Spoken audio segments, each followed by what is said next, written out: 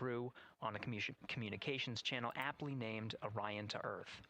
Here are the calls you may hear during this part of the mission. Capcom Stan Love, his first call after responding to the crew's successful roll pitch maneuver at 30 seconds is AMT high. This notes that should we lose just one of the main engines, an alternate mission in low Earth orbit can still be achieved. At 1 minute 25 seconds, you'll hear max Q on PDL. This notes that reaching the moment of maximum dynamic pressure on the spacecraft. This event happens to be in line with a communication switch to another ground station, the Ponce de Leon Inlet Tracking Annex, located about 35 miles north of Kennedy. At 2 minutes 45 seconds, you'll hear SM primed, upper stage RCS ready. This means that the European Service Module propulsion system that's prepared for the next phase of aborts after the launch abort system jettisons, and the reaction control thrusters on the inner rim cryogenic propulsion stage that enable pointing and maneuvering are ready. At 3 minutes 50 seconds, you'll hear voice check on TDRS at the Kármán line. At this point, the launch abort system has jettisoned and revealed the Orion capsule underneath. This check verifies that the now exposed Orion antennas have a good signal over the tracking and data relay satellites, which is part of a geosynchronous satellite network and the same assets that are used aboard the International Space Station.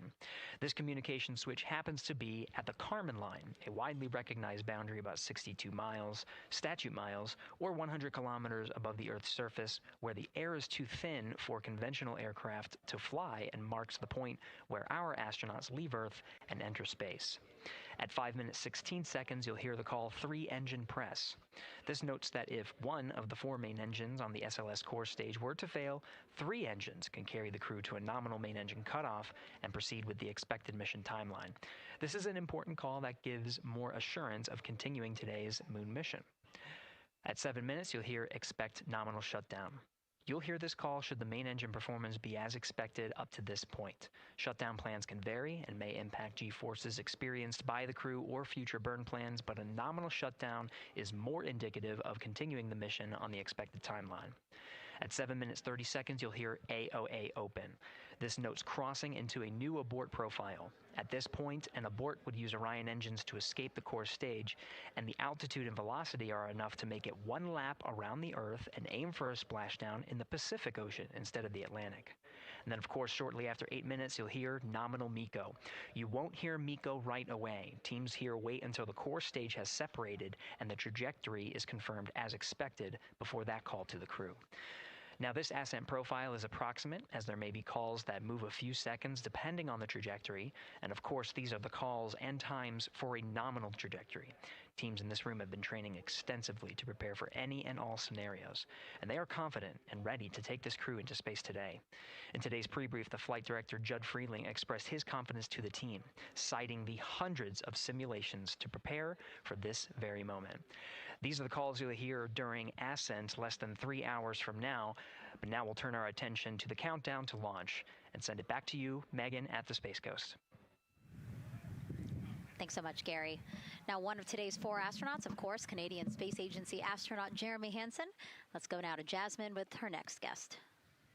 Thanks so much, Megan. Yeah, we're joining you live now from the Operations Support Building here at Kennedy, where crowds are starting to gather, and we're honored to have Lisa Campbell of the Canadian Space Agency joining us. Lisa, Jeremy Hansen is about to make history as the first Canadian to venture to the moon. What does that milestone mean for your agency? Thanks so much, Jasmine. It's wonderful to be here. It's such a special moment, both for our astronaut colleague Jeremy Hansen, but also for Canada. We're here because of decades of public investment in space robotics, in space collaboration, and so for our country, we're very proud. He's so ready.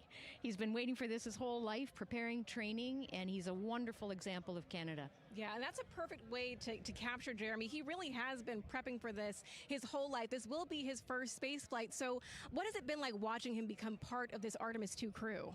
Well, as I mentioned to you, I've known Jeremy since 2020, and he's a colonel, a fighter pilot, a father, and he really is a very dedicated, passionate human being. So both for him to realize this goal of being an astronaut and flying, he also is hopeful that witnessing that will raise awareness about the value of a space program, of the benefits here on Earth, of exploring the universe and our place in it.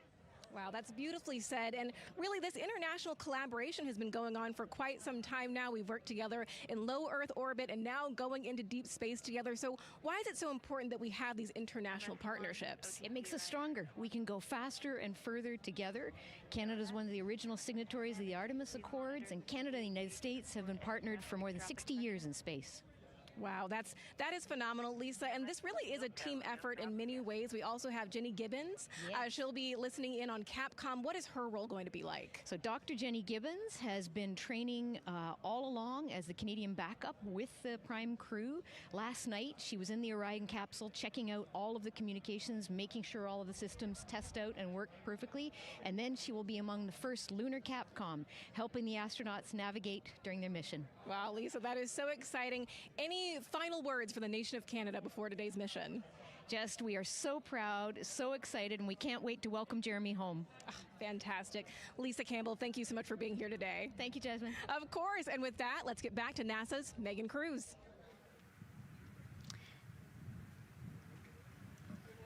And right now, Go ahead. Ma'am, CBA press has been completed. Did you see any drop in pressure? And MS1, we saw just a little bit. It is just over 2,600 now. Copy. Thank you, ma'am. again, a call out to mission specialist Christina Cook. Again, it was her responsibility to monitor the pressure on the counterbalance system that will help open the side hatch. And she did report a drop in pressure, but it seems like it's within nominal limits. Right. They might have had a small drop, but you know, we have a starting pressure and an ending pressure, and as long as the difference isn't too high, then we will take that. And the engineers know exactly what they're looking at for in terms of that delta pressure. And so again, that milestone on the checklist of things that have to happen before they launch today, that is complete. The crew, again, still inside comfortably as the closeout crew team work to close the side hatch.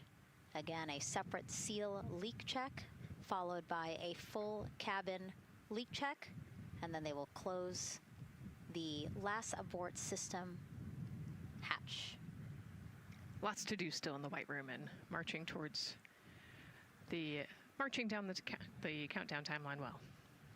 And so Bill, again, number 3 there, he is holding a silver flex hose.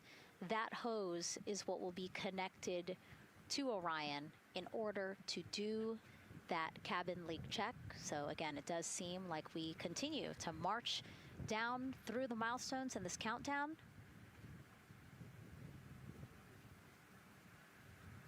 Hopefully lifting off today within our 2-hour launch window that opens at 6:24 p.m. Now, right now, people inside the Kennedy Space Center Visitors Complex are learning about this mission. There are great exhibits there about the rocket and Orion, and of course, our Megan Carter with the moon board.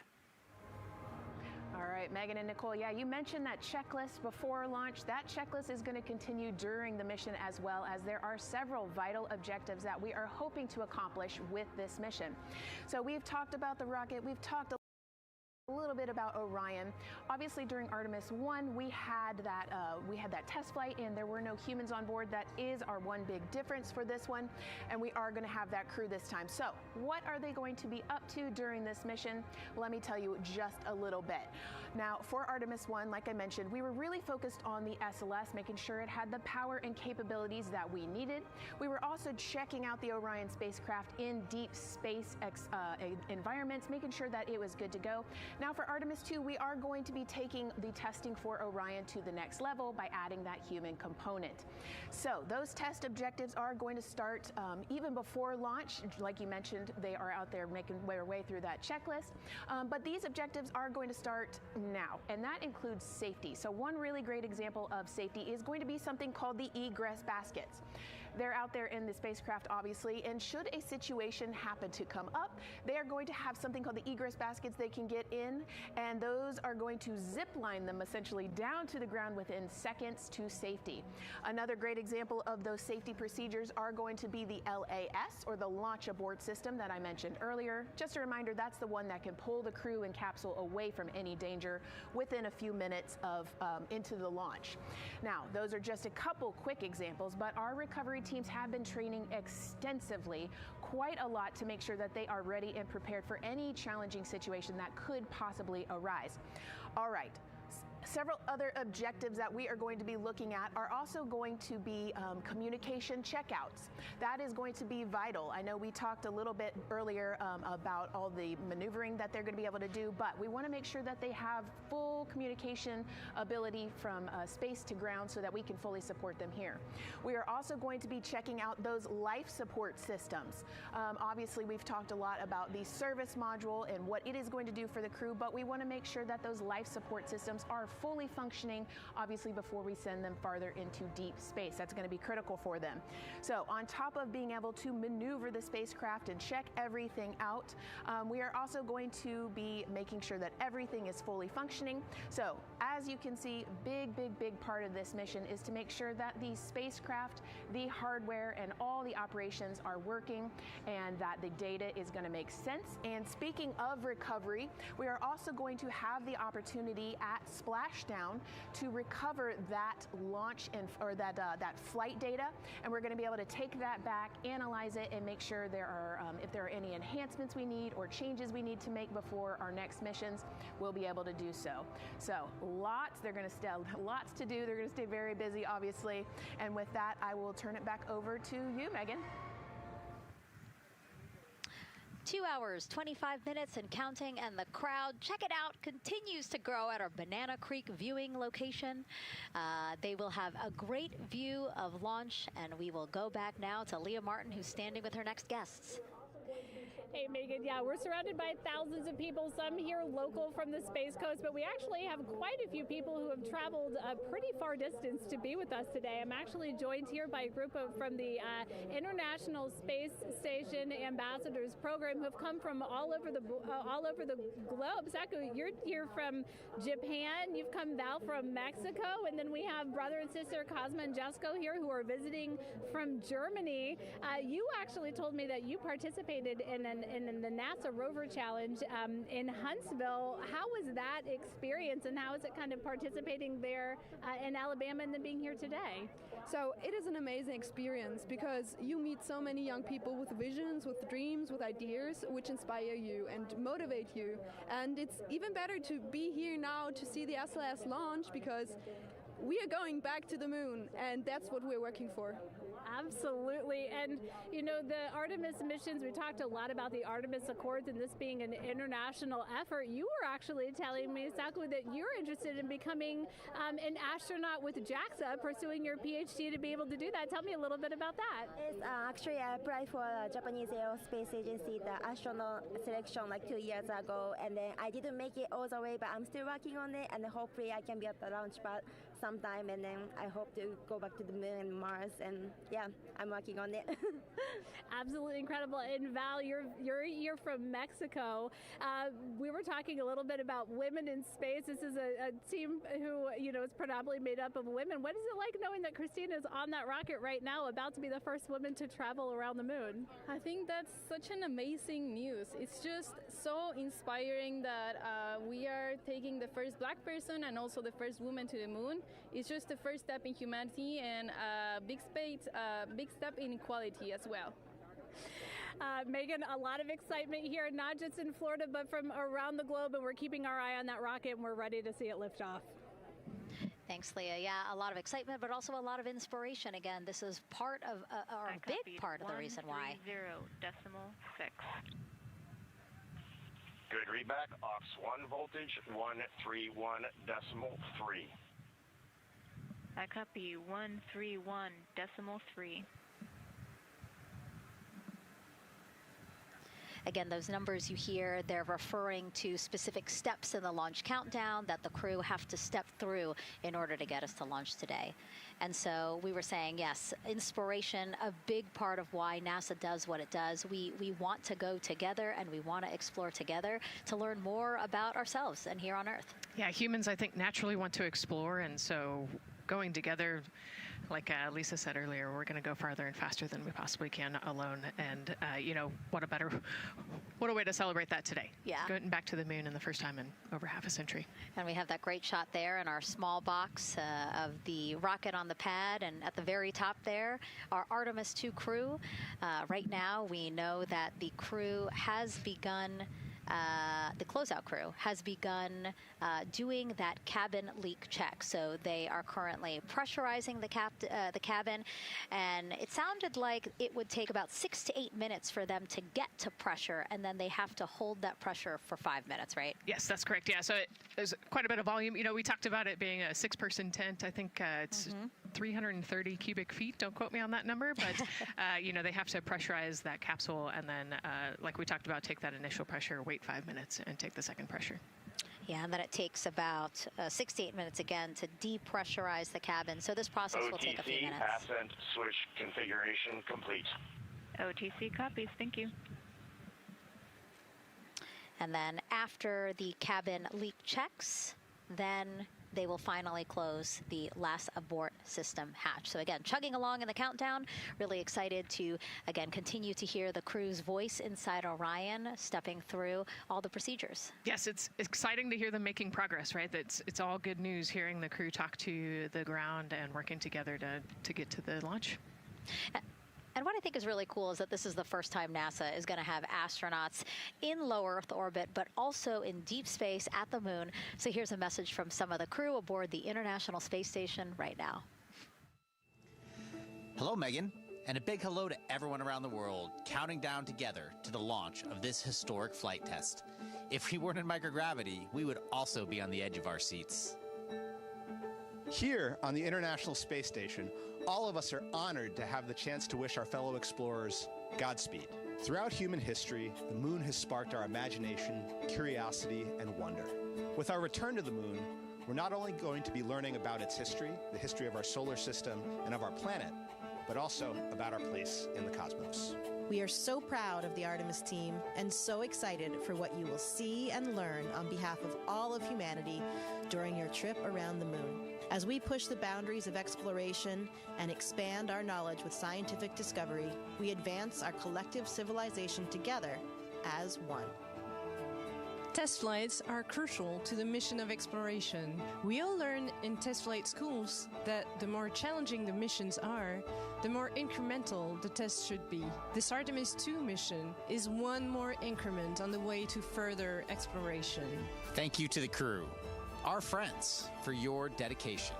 And from the entire Expedition 74 crew, thank you to all of the teams that had a hand in getting the Artemis 2 mission to where it is today. Back to you, Megan, as the countdown continues. Oh, I love that so much. I just love seeing them there. And again, you have to remember the International Space Station is an orbiting lab. We learn so much there, and we're going to learn so much more from Artemis 2, because this isn't just a test flight. It's an opportunity to learn more about the moon, deep space, and how humans can live and work so far from home.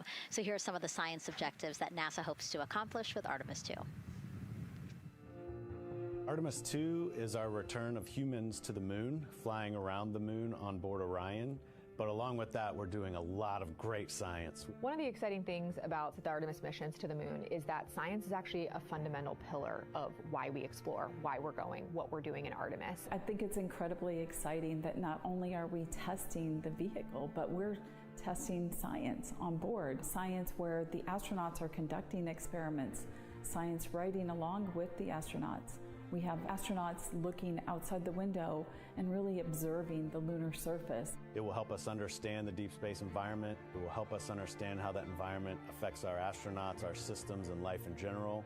So deep space is a challenge for us because you have to leave Earth's protective magnetic field. Here in low Earth orbit, the crew members are protected from some of the harmful radiation going to the moon, they'll no longer be protected, so they'll have a higher radiation exposure. Much like Artemis 1, we have so many radiation sensors and detectors that are inside the capsule so that we can fully understand and appreciate the radiation environment for protecting our astronauts. In my hand here, I'm holding a tissue chip model. This is the exact design that's going to be flying alongside the astronauts. We'll be collecting samples from each of the crew members, and we can make these organ chips out of the astronauts themselves.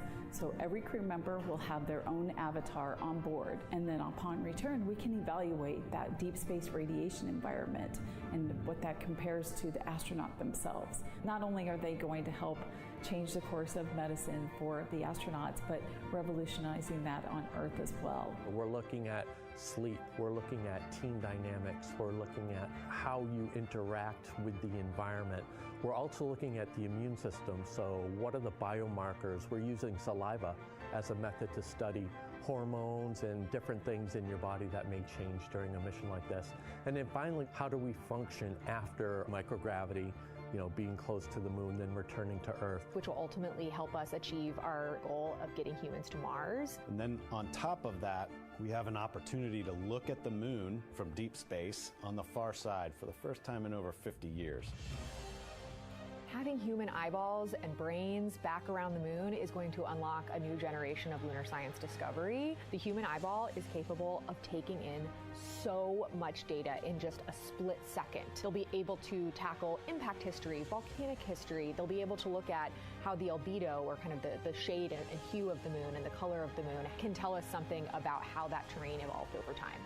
We're integrating science in ways that have never been integrated into human exploration before. We have a front room mission control flight controller position called the Science Officer. We have a brand new science back room where it's basically our brain trust of lunar scientists and geologists supporting the crews of the future. And Artemis 2 will allow us to really test how this works so that future missions are really set up for success. We'll also be deploying some CubeSats. They're small shoebox-sized spacecraft of their own. They're each provided by another country, one of our partners. As they conduct their research, they'll complement what we are doing at the moon with Orion. It is so incredibly exciting to be a part of this mission. And it has been, really one of the privileges of a lifetime. I can see the work I'm doing benefit crew members right now and benefit the crew members in the future. So it's incredibly exciting and it's very rewarding. As this rocket launches humanity off of the Earth, we'll be setting the stage through our science to prepare humanity to leave Earth and explore the solar system.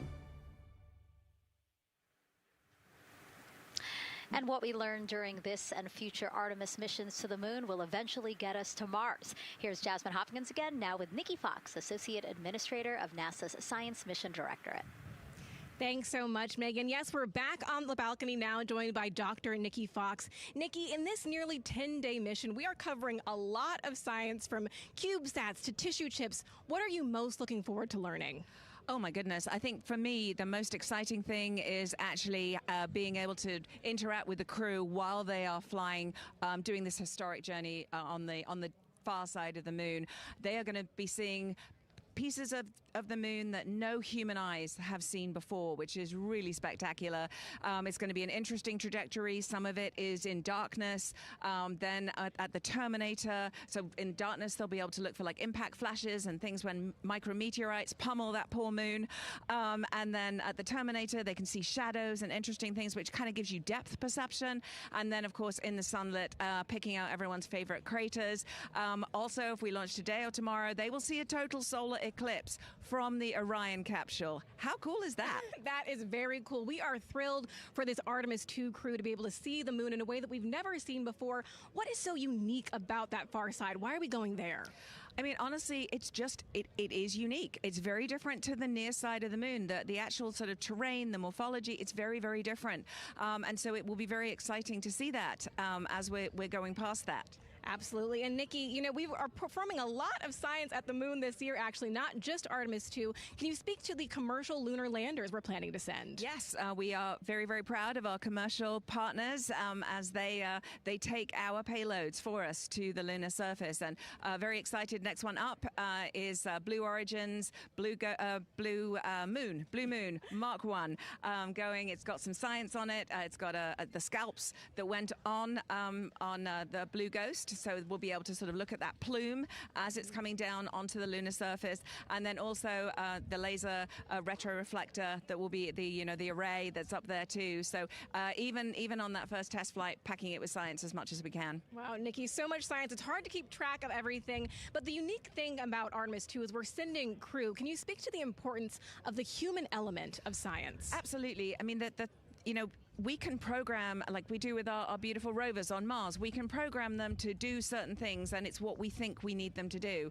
When you have an astronaut up there, they can make that sort of like really unique split-second decision. The thing I'm most looking forward to is when they think they're going to be looking here, is hearing one of them say, "Oh my goodness, look over there." And I think that's just incredible about how we do that. Also, flying our tissue chips with the astronauts, our Avatar experiment. Here we go, Avatar. Oh, wow, look at that. And that's got the tissue chips samples that matched to the crew, so we'll be able to monitor the effects of microgravity and radiation on that human tissue as we prepare for more and more missions to the moon for longer and longer durations, and then off to Mars. Wow, Nikki, so much science ahead of us, but first we have to launch. Thank you so much for being here today. Thank you so much. Go Artemis. Oh, of course, go Artemis. And with that, let's turn it back over to the countdown with NASA's Megan Cruz. Nikki is so fun. She has so much energy and so much passion about the science. And again, yeah, it's just so important to remember that so much science is happening with this mission. It's not just to test out the hardware and the life support systems. Yeah, you saw the science video, and then we talked to Nikki. Man, there's so much going on, right? We talked a little bit about the lunar observations that we're going to do. And then, she talked about, made a really great point about, the human eye can pick things out that a camera or a robot can't necessarily pick out. And so that's why we're sending humans. But also, we're not just doing the lunar observations. The Avatar, that's a really cool experiment. They took blood samples from the crew, and then they used those stem cells to make bone marrow and create those little Avatar chips, which is so impressive. Feels like scientific, sci-fi movie stuff. Yeah. But, we're going to look at radiation. We're going to look at all sorts of different scientific experiments. We got the little CubeSats. We're going to go look at space weather.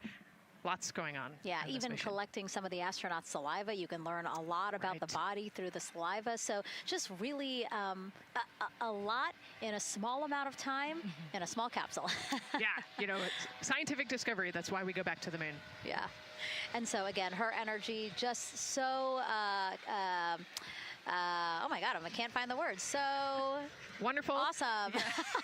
I don't know why I couldn't find the word. So anyway, yeah, just really, again, thank you, Dr. Nikki Fox and Jasmine. And so, Nicole, what about answering more questions? Let's do it. Okay, great.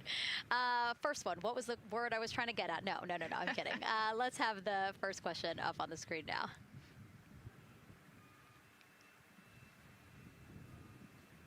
I know we got him. I see him being asked. And CDR OTC Rhino Earth 1. Go. For your awareness, scrubber cycling is about to be restarted. Integrity copies.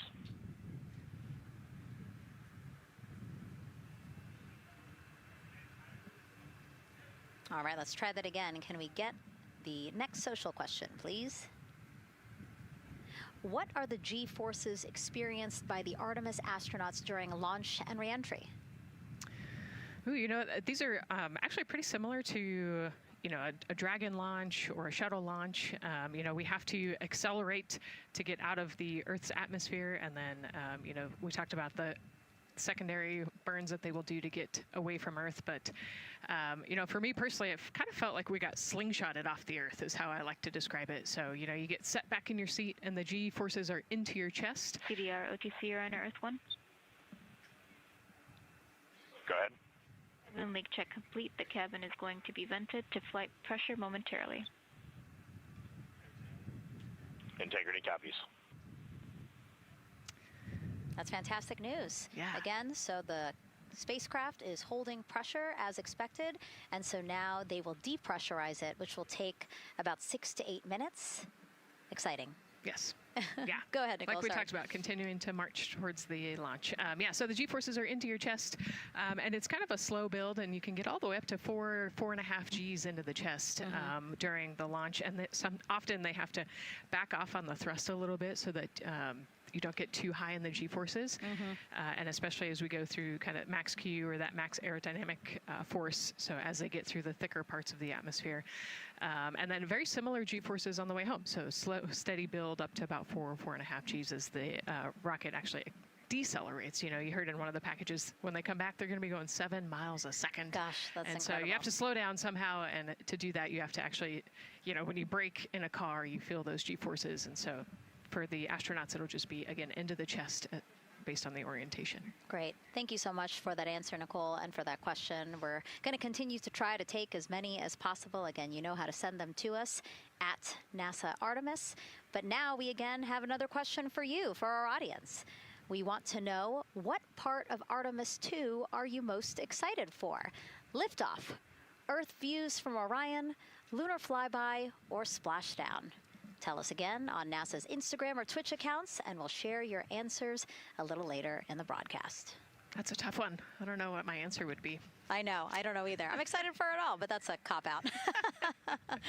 All right, now let's head back over to Banana Creek. Again, the crowd's there, really excited. People coming from all over the country, from around the world.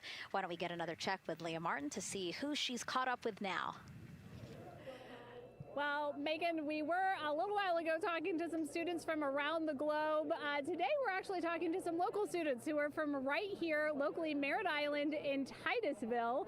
We talk a lot about the Artemis generation and about the students who are going to become the next generation of dreamers, of engineers, of scientists and technologists. And I'm actually standing with a group of those students here today. Our local high school has actually implemented a really neat new program in the spirit of being able to create these pipelines for employment and engagement. Can you tell me a little bit about what Merritt Island High School is doing? Sure. Well, this is a new program, first of its kind here at Florida, and basically what we're studying is astronautics and aviation, kind of blended the two together. We have flight simulators in our lab, but students are also learning about engineering, aerospace engineering, and we're trying to make all kinds of pathways available for them, trying to give them opportunities to see which pathway they might want to be interested in. So, yeah, it's just a great opportunity for them to learn about space. We just finished doing a whole model rocket build where the students took CAD software, developed their own rockets, put them together, and launched them right from our school. So it was very exciting. Incredible. And then another local high school, Titusville, you guys also have a similar but slightly different program. Yes, we do space mechatronics with advanced manufacturing, preparing students to build and manufacture things to automate, do automation to build things on Mars and things like that, or locally too.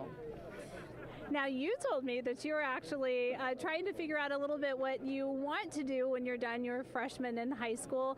What things are you learning in your class here that are really kind of tweaking your interest in the aeronautics field? So we're building a lot of things with like metal and how we're supposed to do it on the rockets. We're also doing computer programming, which would help with NASA and like programming and coding. Absolutely. And you were actually telling me that I think were telling me that you're interested in becoming a pilot. We talked a little bit about the pilot who is on board the rocket right now. How is this program preparing you for your future? I mean, it's teaching me everything that I know about aviation, and it's really inspiring that I get to learn it in a classroom, like locally as well. It's amazing. I love it. And then you were also telling me you're taking this class. What's the most interesting thing you've learned? I really like the whole design part of it, like actually like engineering, like because I want to be an engineer. Engineering the products we use when we build stuff. That's definitely my favorite part, learning how to use those kind of softwares. Absolutely. Well, Megan, when they're seasoned NASA employees, you'll be able to say that you saw them here first when they were still in high school. Back to you at the desk. I can also say that they have fans. Nicole Ayers here. As soon as that girl said that she wants to be a pilot, Nicole went, yeah, why is that something that's so thrilling for you to hear? I mean, I love when kids in high school have goals and they set their goals high and they want to go do something. You know, the kid who wanted to be an engineer or a pilot, like, I love that. You know, find something that you're passionate about, go work hard at it, and go get good at it. Yeah, and speaking of passion, I mean, we definitely have a whole bunch of people here passionate about what NASA is doing here. Again, the lawn behind us just filled with media from around the world, making sure that they can help tell our story story to everyone who is interested in hearing it. So back here in Florida, of course, we have NASA leadership also keeping a close eye on launch operations. Let's go now to Jasmine Hopkins, who is standing by with Lori Glaze, Acting Associate Administrator of NASA's Exploration Systems Development. Thanks so much, Megan. Yeah, we're honored to welcome Dr. Lori Glaze to the balcony now. Lori, this is our very first time having crew on an Artemis mission. How does that feel, and how does that change our overall approach to the mission? It's a really good question, and it really came home today when we were watching the crew walk out, and then we saw them get into their van and go out to the pad, and we've been watching them getting into the crew module.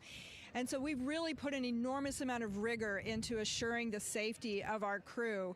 One of the most important things on this mission, different from Artemis 1, is we now have environmental controls and life support systems. One of the most important things we're going to do on this mission is test those out and make sure that we can keep our crew healthy and safe throughout their mission. We also on this mission have an activated launch abort system, which we had the system for Artemis 1, but it wasn't active. But we definitely had that active on this mission. We want the ability, again, if something goes wrong, to be able to have that ability to abort and get them back to the ground again safe. Absolutely, Lori. I mean, as you're driving home, safety is paramount here at NASA, and your program is responsible for all of these Artemis elements. We have the Space Launch System, Orion, ground system. So how do you get everybody cohesively on the same page for a day like launch? And that's a great question, and it's really been wonderful to watch our teams working together. We have the ground systems, which are kind of the bookends of our mission. The ground systems help prepare us to get the rocket ready to take off. They're doing all of the loading of the tanks right now and getting the crew into Orion. And then at the back end, they'll be there to recover the crew when they land in the ocean. But they know that their job is to make sure that that rocket is ready to go and that the crew module is ready to go. And then the rocket itself, the space launch systems, they know that their job is to deliver the crew module to the right point in space so that they can conduct their mission. And then again, they have to make sure that everything is ready, that they set them on the trajectory that is going to bring them around the moon and set them up to land in the right place in the Pacific Ocean. And that's their job, and they know how important that is. And they have to work closely with Orion, which again, they also have to work with all the other teams to make sure that everything's working together. And then on top of that, our flight operations teams, all the people on the ground, they're all working together. They know this mission doesn't work unless every single part of the mission works. Right. Lori, there are so many things that have to work together today. We can't wait to see what happens next. Thank you so much for being here. It's my pleasure. Thank you. Of course. And with that, let's take it back to the countdown with NASA's Megan Cruz. Yeah, and speaking of the countdown, 1 hour, 59 minutes and counting until the opening of our 2-hour launch window at 6:24 p.m. Eastern Time. This is a shot of Jetty Park. It's a nearby popular viewing location of rocket launches, and it is so great to see how many people are here. I mean, this is a Wednesday. Like, people had to take time off of school and off of work, but it's something that they felt like they wanted to do, to be here. Yeah, you know, I think just based on the chatter on the airplane ride yesterday, half of my airplane ride oh, no here way, was really? They were coming to see the launch. You know, everybody's excited and traveling from all over the world to come see this launch. And it really is a great day. We had some sprinkles here in the crowd, but for the most part, I mean, it's just a beautiful day to witness history. It is, yeah, you know, a little bit of sprinkles, but for the most part, the clouds are staying away, and you can see the blue sky behind us, so hoping for good weather in a couple hours. Absolutely. And so Dr. Lori Glaze mentioned what we learned from the Artemis 2 mission helps pave the way to sustained human presence on the lunar surface. So what are the objectives of this mission to eventually accomplish that? Let's check in with Gary in Mission Control for more. Thank you, Megan. Yes, the Ascent teams are here in Mission Control Houston, working through their steps to prepare for a go for launch. Right up here on the front board, we're watching the teams in the White Room work through their checklist and closing the hatch as we verify ours, working as one NASA team. What Dr. Glaze said about working across the teams throughout the nation is true. It takes one NASA team to bring everything together and accomplish the mission objectives. The Artemis 2 is designed as the first crewed test flight of NASA's Artemis campaign, sending astronauts into lunar space to validate systems, operations, and human performance ahead of a more complex lunar landing missions. NASA has identified an extensive list of mission and flight test objectives that serve as a checklist to verify the capabilities needed to land humans on the moon. For the Artemis 2 mission, there are 5 overarching priorities that cover the mission and flight test objectives. First is, of course, the crew. As the first crewed mission inside the Orion spacecraft, this mission serves to demonstrate the capability of safely sustain the flight crew throughout the mission, including launch, the deep space component, and return. Number 2 is systems. This mission brings it all together to validate the performance of all ground and flight systems needed for a long-term lunar campaign, from launch infrastructure to spacecraft operations in deep space. Third is hardware and data. We'll be gathering performance data as much as possible over the Deep Space Network, but we also aim to retrieve onboard data and hardware after splashdown to gather additional insight and improve future Artemis missions. Fourth is emergency operations. The crew and flight control team will be testing emergency systems such as abort procedures, rescue operations, and contingency responses.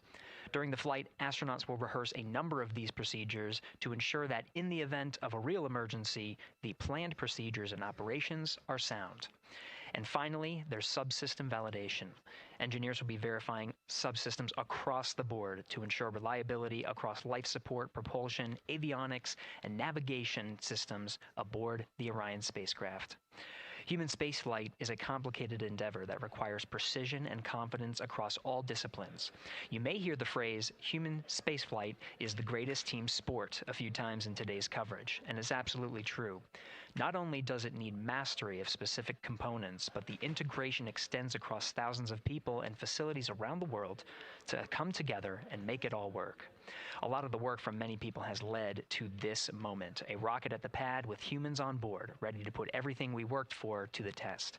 I'm certainly excited about it. The teams here in this room are looking forward to supporting the mission, and I hope those watching are as excited as we are.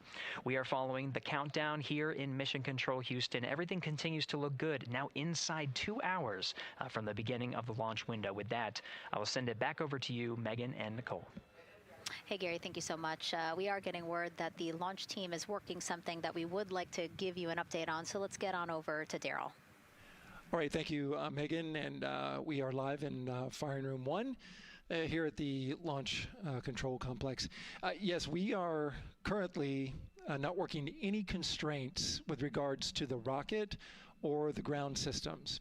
But the launch team has been made aware of an issue that the range is working. And currently they're monitoring that work that is going on over at the range. We understand that that issue is related to the flight termination system. Now, the flight termination system, just to give you a quick explainer, every rocket has a flight termination system. It's the system that the Eastern Range here uses in order to send a destruct signal to a rocket in case it veers off path. So it's a very critical, important safety component in terms of how the range keeps the public safe here. We understand that the flight termination system, they're working an issue. And so as they continue to work that issue, they've asked for some assistance from the launch team to help verify some of the work that they're doing on their FTS system. And this is where it gets a pretty unique situation here. The assistance they've asked for is to verify what's going on with their system. They want to check it to see that the work they're doing is okay. And in order to do that, the FTS console operator inside the firing room has been asked to help them verify it. And the way that they're going to do that, and the solution that he proposed to check and verify the system with the launch director, and she gave the approval, is to go get a piece of heritage equipment from inside the VAB that was used during the space shuttle program. And this equipment is able to receive commands by the range through the flight termination system. And so with this piece of equipment, this console operator who works FTS was granted permission to go and go over to the VAB next door and get this equipment that he's very much aware of and used during the space shuttle era. And so that is in work right now. The bottom line of all this is, at this moment, the range is no-go. But that is not stopping us from moving forward in the countdown. We can continue to process and work the countdown. The closeout crew will continue to do their work, and the launch team will continue to do their work as well. But we'll keep you updated on what happens in regards to, as far as my understanding goes, a pretty unique situation here with trying to bring resolution and kind of help out the situation that we're seeing at the range right now. And that's the latest here from the firing room. We'll send it back to Megan and Nicole out the host desk. Thank you, Daryl. Yes, very unique, but I think it speaks to the ingenuity of this team, right? To say, hey, we have this equipment at the VAB. Why don't we leverage it to try to solve this issue and work it? Yeah, what a great example of human creativity, right? We know this thing exists. Let's go solve this problem. We have time, you know, like Daryl said, we're going to continue to march down the countdown. So we'll continue to get the rocket and the crew ready, but we still have that 2-hour window. So in the meantime, let's try to figure out what's happening with the range. And speaking of the range, what is the range for people who might not watch rocket launches with us often? Sure, yeah. So anytime that you launch a rocket, you have to clear the airspace, right, in the launch corridor. So where the rocket's flight path is going to go, you have to make sure that that whole airspace is clear. And so we actually have assets, you know, the Space Force helps us out with this one, but, you know, we want to make sure that there aren't airplanes in the way and there aren't other, you know, maritime assets in the way or things like that. So that there's a whole group of people. We talked about, actually, Gary said it great, right? It's a huge team sport, and so there's a whole group here on the ground that is monitoring that launch corridor to make sure it's clear and ready to go. And so if they're having issues, then we definitely can't launch this rocket. We don't want to launch blind into a corridor that we can't see. Yeah, because as Daryl said, I mean, it is very important, the flight termination system, needing to activate it in case of an emergency. So yes, something that we will closely be monitoring throughout the countdown, and hopefully again won't be an issue, that they can fix this issue by going to the heritage hardware that's in the vehicle assembly building. Right, what a great idea. Okay, so again, under 2 hours from the opening of our 2-hour launch window, 6:24 p.m. Eastern Time. The crew, as you can see there, inside of Orion, relaxing, getting updates from the team, but also just getting in the right headspace for hopefully launch today. Let's learn a little more about each of them now. The moon, to me, it's the thing that connects me together with all the other humans in my life. I remember being a little kid lying in bed at night and just looking out at the moon in whatever phase it was in, and I was thinking, man, my friends that live like 20 miles away, they can probably look out and see that same exact moon. And then when I was in the Navy and I would look out at the moon and I'd be halfway around the planet, and I would think, man, my brother can see that moon where he is, and he's halfway around the planet from where I am. To me, it's a connection of life on Earth. We can all look up and see that moon, and it's always changing. The moon is never the same 2 days in a row. I love that. My name is Reed Wiseman. I'm the commander of NASA's Artemis II mission around the moon. I grew up in a little town just north of Baltimore, Maryland, about 20 miles north of the city. There was a National Guard base nearby my house, and there were A-10 aircraft that would fly over every now and then. I just would look up at them and be like, man, I want to be up there. I want to go do that. And then my brother went to the Naval Academy, and I would go every year and watch the Blue Angels fly during commencement, and that just started to grow and grow and grow. For a while, I wanted to join the Air Force, and then I realized Navy flies as well, and they fly from ships in the middle of the ocean, and that was it. Like, done deal for me. That is exactly what I wanted to do for my career. Flying is freedom to me, especially when you're in a jet aircraft coming off of an aircraft carrier in the middle of the Pacific Ocean. Nearest land is over 1,500 miles away. So when you come off of that aircraft carrier, you are truly just alone with yourself out there. It is a magical experience to be out there all by yourself in an aircraft over the Pacific. It's free. I think anybody who accomplishes something that they set their mind out to, there's no one thing that does it for them. It's a combination of everything. I mean, the way my parents raised me, the way my brother and I, the way our relationship developed over time, my friends, being in the marching band, going to college, setting my own course, learning how to live on my own, being mentored along the way, being, kept on the path to success, but being given the freedom to, make excursions and fail every now and then and regroup and carry on. I think all those things come together in the end to get you where you are.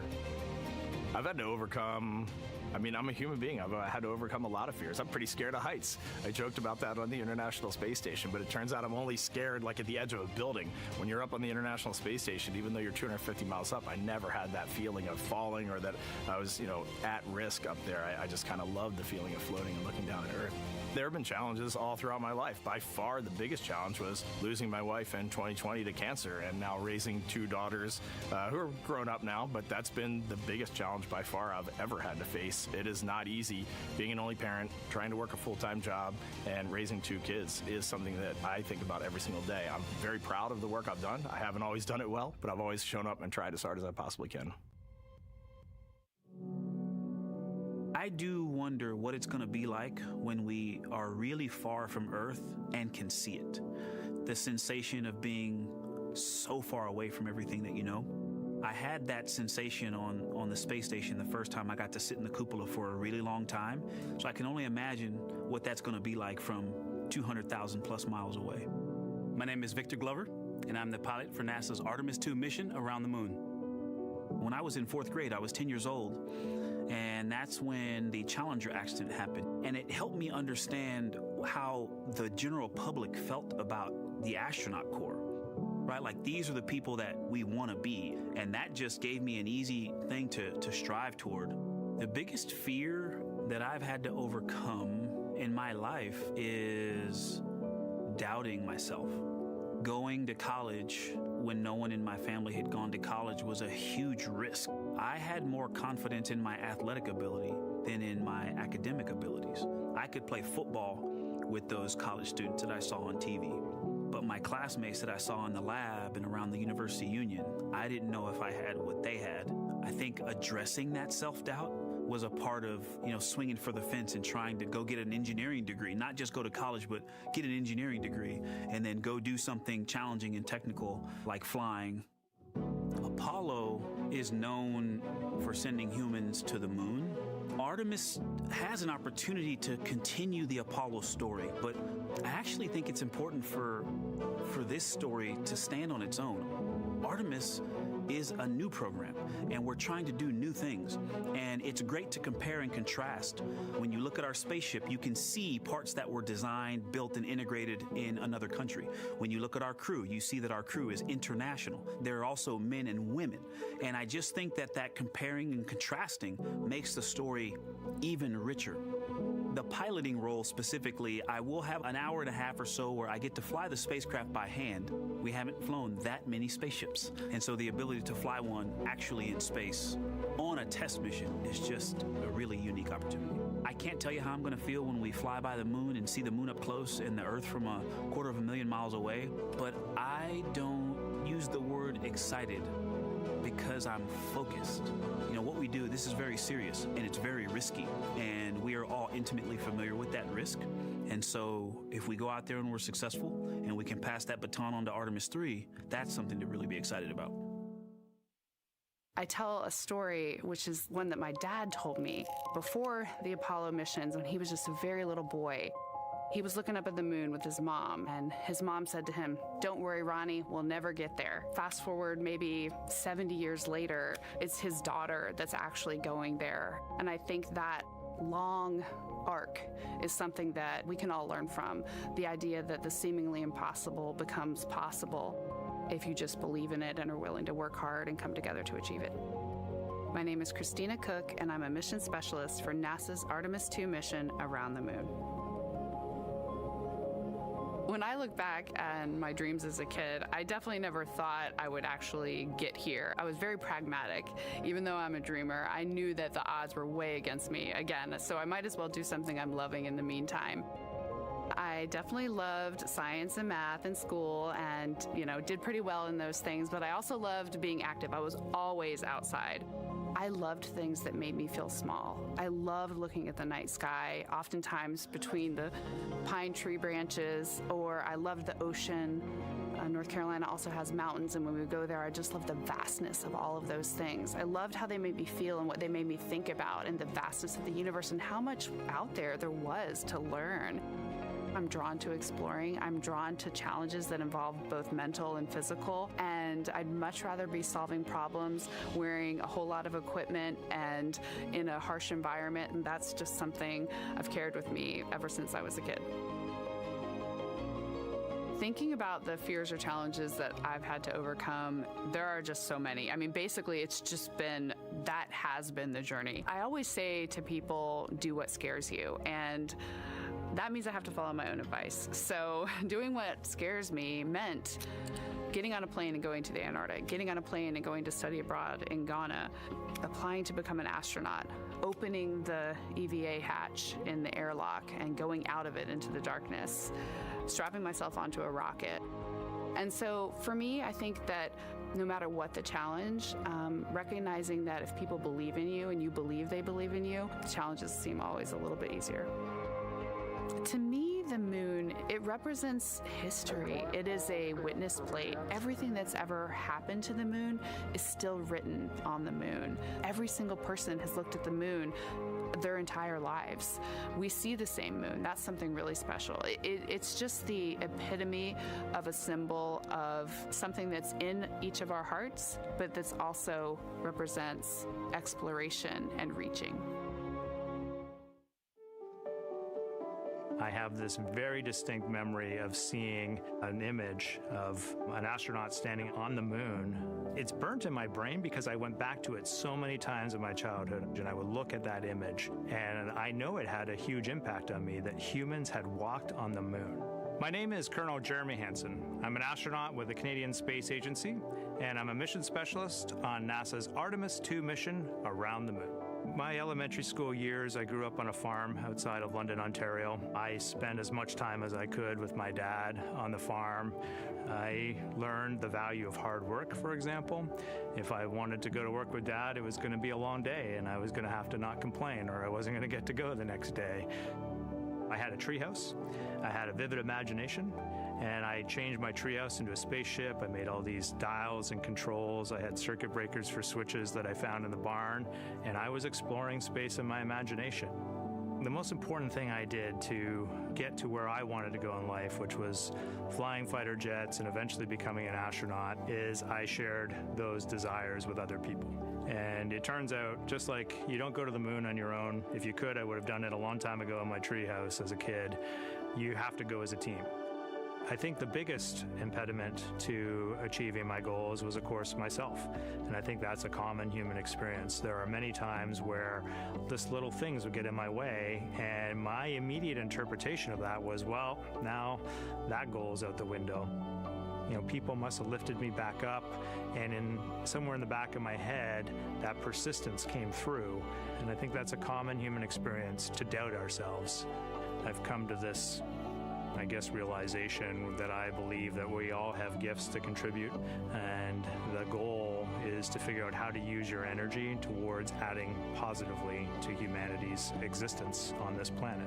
But I love it when humanity sets big goals, like sending humans to the surface of the moon with an eye to eventually going to Mars, because when we do that, we can bring together genius from not just even in one country, but around the world. I've also learned from my indigenous mentors that they refer to the moon as Grandmother Moon. So you've probably heard of Mother Earth. They use Grandmother Moon because Grandmother Moon is responsible for the water in their community. Just like the moon moves the water around the planet, affects the tides. And I think that's a really beautiful thing for us as we go back to the moon, to think about all the different cultures around the world and how they view the moon differently.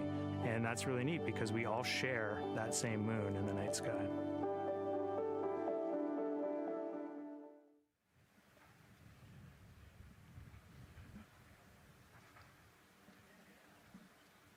One hour, 38 minutes and counting until the opening of the Artemis II launch window today, 6:24 p.m. Eastern Time.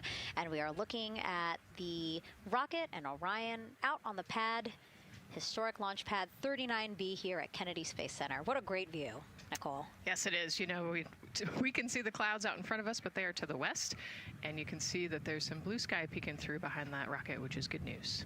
And more people continue to come on center here. About a couple of hours ago, folks with special passes to come on center were allowed to start driving on with family and friends. And of course, we have media growing by the moment here at the press site here at Kennedy Space Center, setting up their cameras, setting up tents, interviewing folks. Again, this great jib shot that we have from our camera here showing all the interest that we have here at the press site. And actually, even to the right of us, so camera left, no, sorry, the right of your screen, left of us, plenty of other people there, set up with their own tents, broadcasting to their own viewers. And so again, just really cool to see everybody wanting to share in this moment. Yeah, that's, I mean, how many media tents we can see from here. It's a beautiful thing. Yeah. I think it's important to share this message with the whole world. Yeah. And so let's take a look now at people who are watching in other parts of the country. We have this shot here from the U.S. Space and Rocket Center in Huntsville, Alabama. Oh, man, look Just at that. kidding. Museum of Flight, Seattle, Washington. So sorry. Hello to you over there. Sorry, I thought that you were in Alabama. But here you are from Seattle, Washington. Again, the Museum of Flight. They must have had a special event to bring people there to watch, as well as a special event here. Now, correctly, the U.S. Space and Rocket Center, Huntsville, Alabama. Of course, they would have a lot of people here, and I'm sure this crowd will grow when we get closer to launch. Marshall, the home of the SLS rocket. Yes. Yeah, this is a great shot. You can see all the people there, and obviously you've got quite a few artifacts in there as well. Oh, now they know. us. Yes. Yeah, now they know. They're on the broadcast. That's too funny. Awesome. Hey, listen, it's all right. We can sit. We can sit and chill until we wait for the opening of the window. No, there they are. Yeah. Everybody's excited. Thank you guys for showing us your excitement. I know deep down it was in there. It's just that you felt like sitting at the moment, and that's all right. There's a little delay. Yeah, that's all right. Well, thanks so much to those supporting these watch parties and bringing them to us live here. Actually, our video paths are taking quite a circuitous route to be able to bring those live views in from Seattle as well as Alabama, but we're glad that we can be able to share it with you in the broadcast now. And so why are we going to the moon? Why does NASA want to build a moon base there? Here's Megan Carter again with our moon board. All right, thank you, Megan. Yeah, so we are right around that hour-and-a-half mark, hopefully for that launch. It's going to be very exciting. So they are going to have a few days to be around the low Earth orbit, and then they'll be heading on to the moon. So yes, let's talk what will be happening. Why are we going to the moon? So obviously this is not going to be a landing, as we've discussed. They are going to be coming with 4,000 to 6,000 feet around the moon's surface, and this is going to connect us directly to our past. Those Apollo missions did have 6 lunar landings, and the Artemis campaign is looking to build on that past by going back to the moon, staying longer, and then going farther. So how are we going to do that, and why? We have obviously talked a little bit about that lunar South Pole, and we are focused specifically on the far side of the moon for this one for a specific reason. You might have guessed we're going to be looking for some resources, especially, and that's going to be water or water ice. That is going to be giving us some really critical pieces for future missions. And as you can see here, we have identified 9 potential landing zones. So this is going to be a critical objective for our crew. Depending on when they launch, it will determine what is going to be visible, but we do have these 9 landing zones right here around the Shackleton crater. And as you can see here, a lot of that area is deep and dark, and that is where we are going to be looking for that water ice, because that is obviously going to give us not just water to drink, but as we know, that can actually be converted into our propellant potentially, that hydrogen and oxygen. So that is going to make the moon a critical place for that moon base, because we want to think of it essentially as a backpacking trip. If you have your tent and your hiking boots and your camping stove and all your gear, you don't want to take that out and be on the trail for the first day and then try everything out you're going to test things out a little bit closer to home before you go out on that adventure. And that kind of goes for us as well. So the moon is going to be critical for us in the future steps towards our lunar landings, and then also for going farther on to Mars in the future. It's going to set us up for that deep space exploration, and we can't wait to see what they see once they get to that flyby. But for now, we are, like I said, getting closer. So I'm going to turn it back over to you, Megan. Exciting stuff. Again, the idea of accomplishing a moon base, like as we've been saying, sometimes things just seem like science fiction, and it's amazing that we're making it science fact. Yes, yeah, we're going back. We're going to scout it out, and then on the future Artemis missions, we're going to put boots back on the moon for the first time in over half a century. But we're going to stay, and we're going to learn from the moon, and we're going to, you know, as Megan talked about, the water ice, and harness that resource, and, you know, not only learn from the moon about Earth and about the solar system, but also figure out how we get to Mars from the moon.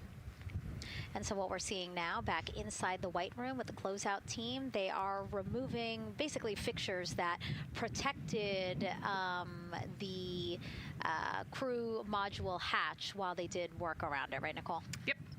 Yeah, so anytime that you're moving around and working, there are some sensitive sensors and parts of the crew module that we don't want to kick or bump into, and so it's easier to just put a guard up while you're working in there and then take it down later. And so this is a visual cue for us that the team is getting ready to close the last hatch, again, the launch abort system hatch. Can you tell us about what the LAS is? Yeah, so launch abort system, this is, you know, we have the crew module, and then what sits out on basically on top of the crew module is the launch abort system, and it has its own motors, so that we'll arm it about 5 minutes prior to launch, and then it stays with the crew module until about the Kármán line, so that 100-kilometer point in space. Once the crew could safely get to orbit, it will actually be jettisoned, and the crew module will then be exposed. So this is just a safety mechanism that stays on the outside of the crew module, and then as they monitor the attitude and the thrust and all sorts of the roll, all sorts of different data points to make sure the crew is safely getting to orbit. And once they are safely to orbit, then we will get rid of that launch abort system. And it looks like they're putting all these parts that they're removing from around the crew module hatch into a bag, because they have to take this out with them once they leave the pad, right? Yes, yeah, we don't want anything left up there in the White Room, and especially because that crew access arm will move away from the capsule and the rocket, and so we want an empty White Room, no FOD like we talked about, so that we can have a safe launch. And this orange tube that you see on the right side of your screen, that had been inside the crew module providing breathable air to the crew. And now again, with the crew module closed and them getting ready to close the second hatch, that has been removed and is out of the way. So again, the closeout crew can continue to do their work. Yeah, that's just a duct to provide some cooling air and some breathing air to the crew and the closeout crew while they're in there. That's actually a good point, yeah. And so as we continue to watch the crew prepare to close the launch abort system hatch, why don't we take a look at the crew's mission patch? Now, crews have designed their official mission patches since the Gemini 5 launch in 1965. Reed, Victor, Christina, and Jeremy, they really wanted to play on the abbreviation of Artemis 2 to all, signifying not only the second major flight of the Artemis program, but also a mission to explore for all, by all. The crew chose the iconic Earthrise photo for a reason. It was taken by the Apollo 8 crew in 1968, the first crew to ever fly around the moon. The mission was to prove teams then were ready to land on the moon the same way Artemis 2 hopes to fly around the moon ahead of a lunar landing with Artemis 4. This time, as we've been saying throughout the broadcast, to stay on the moon and pave the way to Mars.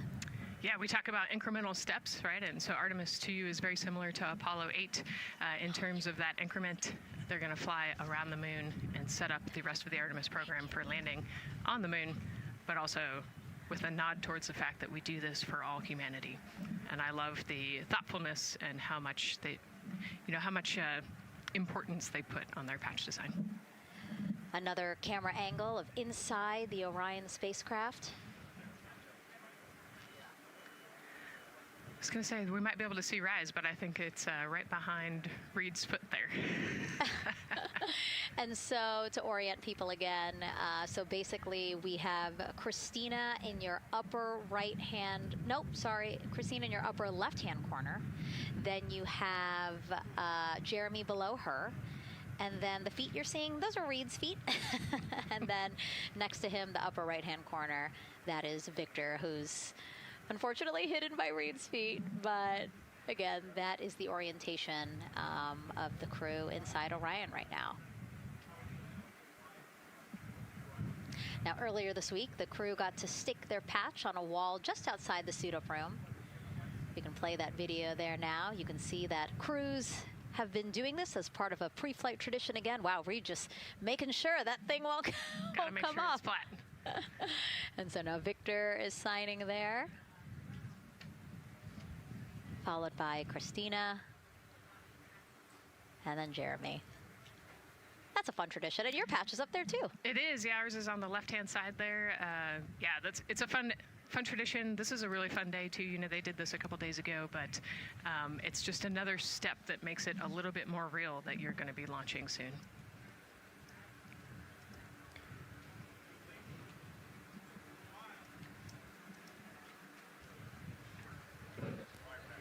Again, we talked a little bit about this before. The basically like a computer there on Jeremy's leg, a way for him to just check out the data, see some of the data that also Reed and Victor are getting to see, but in those much bigger displays for Orion. Right, yeah, it's basically a tablet on his leg, and it's actually plugged into a cord nearby that allows him to have a screen repeater so he can see what they're looking at. And it looks like he's taking notes.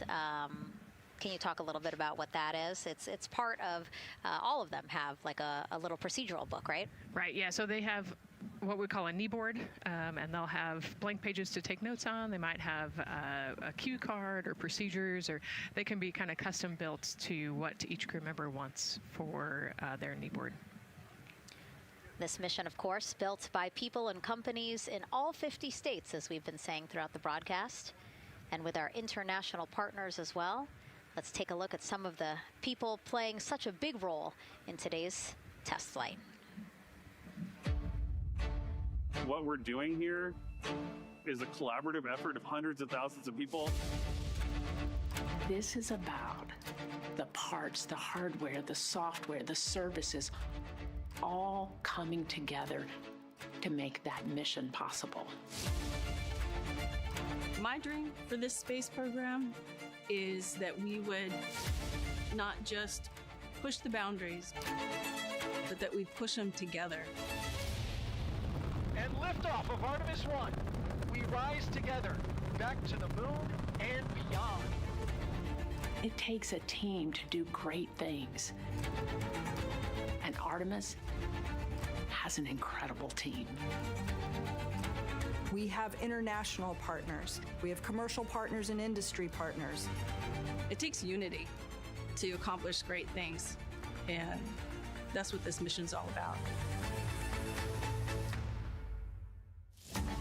We're not sending our money to the moon and lighting it on fire. We're putting that money right back into the economy in ways that benefit everybody. So every dollar that comes out of the Treasury that goes to support this mission goes back into the Treasury 3 times. What is very important to me is that we do it the right way, and that we do it with our values, that our industries grow, that our communities grow, that our families are healthy and safe and have amazing things to work on. Then we're going to build machines to go even further onto Mars. That is our generation, the Artemis generation, that defines the starting point of our exploration future. I just want to say thank you to all of the hands that have touched a part of this program and the hearts that have moved everyone to this goal, because we're going to the moon and we're going beyond. One team. One team. One team. One dream. What I really like about that package is, again, just reminding people that this is spurring so many jobs across the country. Yeah, across the country and across the world, right? The whole world has a part of this. The Artemis Accords are signed by over 40, 50 different countries. And so, yeah, we're taking all of the taxpayers' money and we're putting it right back into the jobs here in the U.S. And the money, too. You know, when we have more disposable income because we have good paying jobs, that's money that goes back into our economy as disposable income. So really, it is just an ecosystem that NASA is proud to be a part of. Right. And not only is it about the money and the economy, right, but it's also about the science and what we're going to learn and exploration. You know, we, on top of all of those things, we benefit the economy as well. Obviously, Nicole is a wealth of knowledge. We're very lucky to have her. We're going to be tapping into that knowledge throughout the broadcast, and we have been for now close to 4 hours. So thank you, Nicole. I hope you're holding up okay. Yeah, I'm loving it out here. It's been great. Let's learn a little bit more about Nicole. Her first mission to space was actually last March. She launched from here at Kennedy Space Center as pilot of NASA's SpaceX Crew 10 mission to the International Space Station. And what a beautiful launch that was. She spent 148 days in space conducting science experiments that could benefit us on Earth. For example, one studied the physics of liquids, which could help researchers deliver medicines more effectively. She also conducted an almost 6-hour spacewalk to help upgrade the orbiting lab's power system. Nicole is a lieutenant colonel in the U.S. Air Force and flew one of its most advanced aircraft. She was born in San Diego, California, and is a twin. That's a cute photo of the two of you. Oh, that one too. Young explorers, yeah. Yes, yes. That's so great to just see how far you've come. Again, I think that speaks to what we've been saying. Like, you know, just if you're passionate about something, go for it and see where that takes you. Yeah, I think that's a great example. You know, I was a serious little kid with really high goals and, you know, just kept working hard and never got bumped off the path and ended up here. And, you know, I think it's a testament to the human, like we talked about, you know, if you're willing to work hard, be a good team player, you can really get anywhere you want in life. And that's what I love to talk about. Christina has mentioned similar things. And so it's been kind of a theme for the day. Yeah, definitely a theme for the day, a theme for the team. The team has said the same, the crew has said the same sort of things. So absolutely, Nicole, thank you so much for being here. And hopefully only a little bit more until launch today. Hopefully. So today's Artemis 2 test flight will mark only the 7th time NASA astronauts will launch on a new NASA spacecraft designed for crew. And then controlling the flight will be Mission Control in Houston. Our Gary Jordan is inside with flight controllers. Hey, Gary. Hey, Megan, you are right. This is a significant milestone, and we may be putting the names of a few more astronauts in the history books today. The Artemis 2 crew is set to launch today will join a select list of humans to fly in a spacecraft for the very first time. And Artemis 2, like missions before it, is a test mission. During ascent, the crew and the teams here in the room are prepared for a variety of scenarios. Some of these will be called out directly by Capcom's Stan Love during ascent, and some are a little more subtle. These calls can be split into 2 categories: alternate main engine cutoff or MECO targets and aborts. First, there are 2 alternate MECO targets, or AMTs. These note milestones to give flight control teams and astronauts an idea of what would happen after that moment should the core stage lose one of the main engines. First is AMT low. You won't hear it called out by the crew or Capcom since this happens right at liftoff. If the core stage loses one engine at this moment, an abort once around option could be made at main engine cutoff, meaning the crew could target a splashdown in the Pacific. The second is AMT high, which will be called out by Capcom's Stan Love around 22 seconds. After this moment, if the core stage loses an engine, we can still pursue an alternate mission in low Earth orbit to accomplish some of the test objectives. And at about 5 minutes, 16 seconds into the flight, you'll hear the call 3-engine press. This is a good moment. After this point, if the core stage loses an engine, we can still make a nominal main engine cutoff and pursue a moon mission as expected. Again, these MECO targets give the flight control teams and crew an idea of what lies ahead should one main engine be lost, but assumes we are otherwise continuing to a main engine cutoff target. This differs from an abort, where the Orion capsule separates from the Space Launch System prior to the planned separation time. There are abort options at every moment that integrity is attached to the Space Launch System, from the pad to more than 3 hours into the mission. During the first 8 or so minutes of powered flight, there are 3 abort options. First is the use of the launch abort system, which you see at the very top of the rocket and here in the White Room where the hatch is open and teams are working to close it. This particular abort capability can be used from here at the pad through roughly 3 minutes and 22 seconds into the flight. Next is an untargeted abort splashdown, or UAS. This uses Orion's service module engines to escape the SLS and becomes available immediately after the launch abort system jettisons. Third is an abort once around, or AOA. You'll hear a Capcom Stan Love call AOA open around 7 minutes 30 seconds into the flight. This also uses the service module engines, but the burn profile is a bit different to aim for a splashdown in the Pacific after one trip around the Earth. NASA's expedited recovery teams are staged off the coast of San Diego to get to the crew and integrity quickly for this abort option. An AOA option continues to be available until solar arrays are deployed on the Orion service module a little more than 30 minutes into the mission. At this point, an abort to orbit, or ATO option, becomes available until separation from the upper stage around 3 hours and 23 minutes. Mission profiles can vary depending on when an ATO is executed in that window, but with power being drawn from solar arrays, it buys more time for astronauts and flight control teams to make decisions and stay in Earth orbit, return for a splashdown, or continue to the moon. The Artemis II crew and flight control teams are well trained on all of these scenarios, and the calls you'll hear to the crew on Orion to Earth may help them be in a ready state for whatever challenge may come their way. At this time, we're not tracking any significant issues here in mission control in Houston, Texas. That would be showstoppers for today's launch. We're continuing to, of course, monitor the countdown along the way MS1, and make sure all systems are go for when we reach T0. With that, I'll send it back to you, Megan, at the Kennedy Space Center. All right, we are ready for another reading if you are ready over there. Yes, sir. CBA is steady at 2,600 PSI. All right, copy that. And you know, the more times we ask you to do that, the closer we get to launch, so that's a good thing. Copy. You heard it there from NASA Test Director Jeff Spaulding. The more that they keep on asking her how the pressure is holding in the counterbalance assembly mechanism is a good thing, because it means we are getting closer to launch. So that's amazing news over the loops that we just heard on Orion to Earth 1. Again, that communication channel with the crew. But now I want to get back over to Daryl with the launch team. He has an update now on the flight termination system that the team was tracking. All right. Thank you very much, Megan. And we're getting an update now from the launch team as we speak.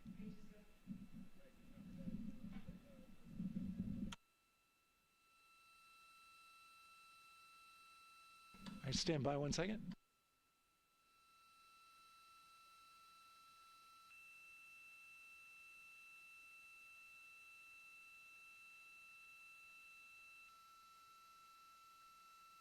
Okay. Sorry about that. We're just getting an update, in fact, about what I was about to report out on the range. And the good news is the range is go. So we reported that they were working to verify their equipment regarding the FTS system.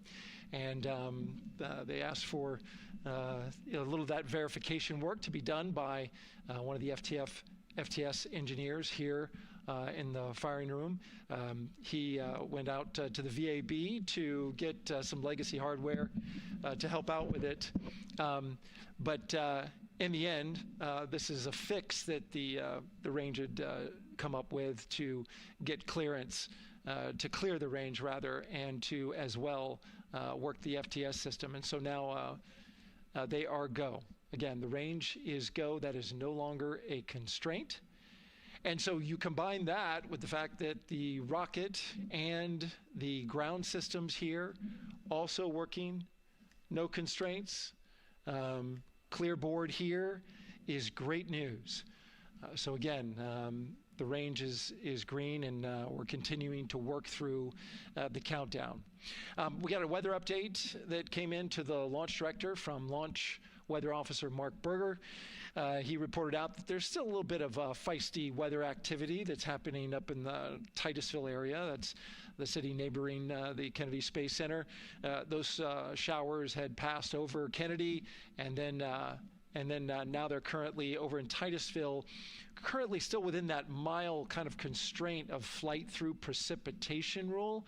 But we're still far enough from the window that it looks like it won't be an issue. And in fact, we're seeing some good sunlight now breaking through onto the launch pad. As you can see, it's actually shining on the other side of the rocket here. But to the west, we're starting to see some of that clearing that was forecast. And so the launch weather officer held his forecast for 80% go for flight during our launch window tonight, which, as a reminder, is 6:24 p.m. Eastern Time until 8:24 p.m. Eastern Time.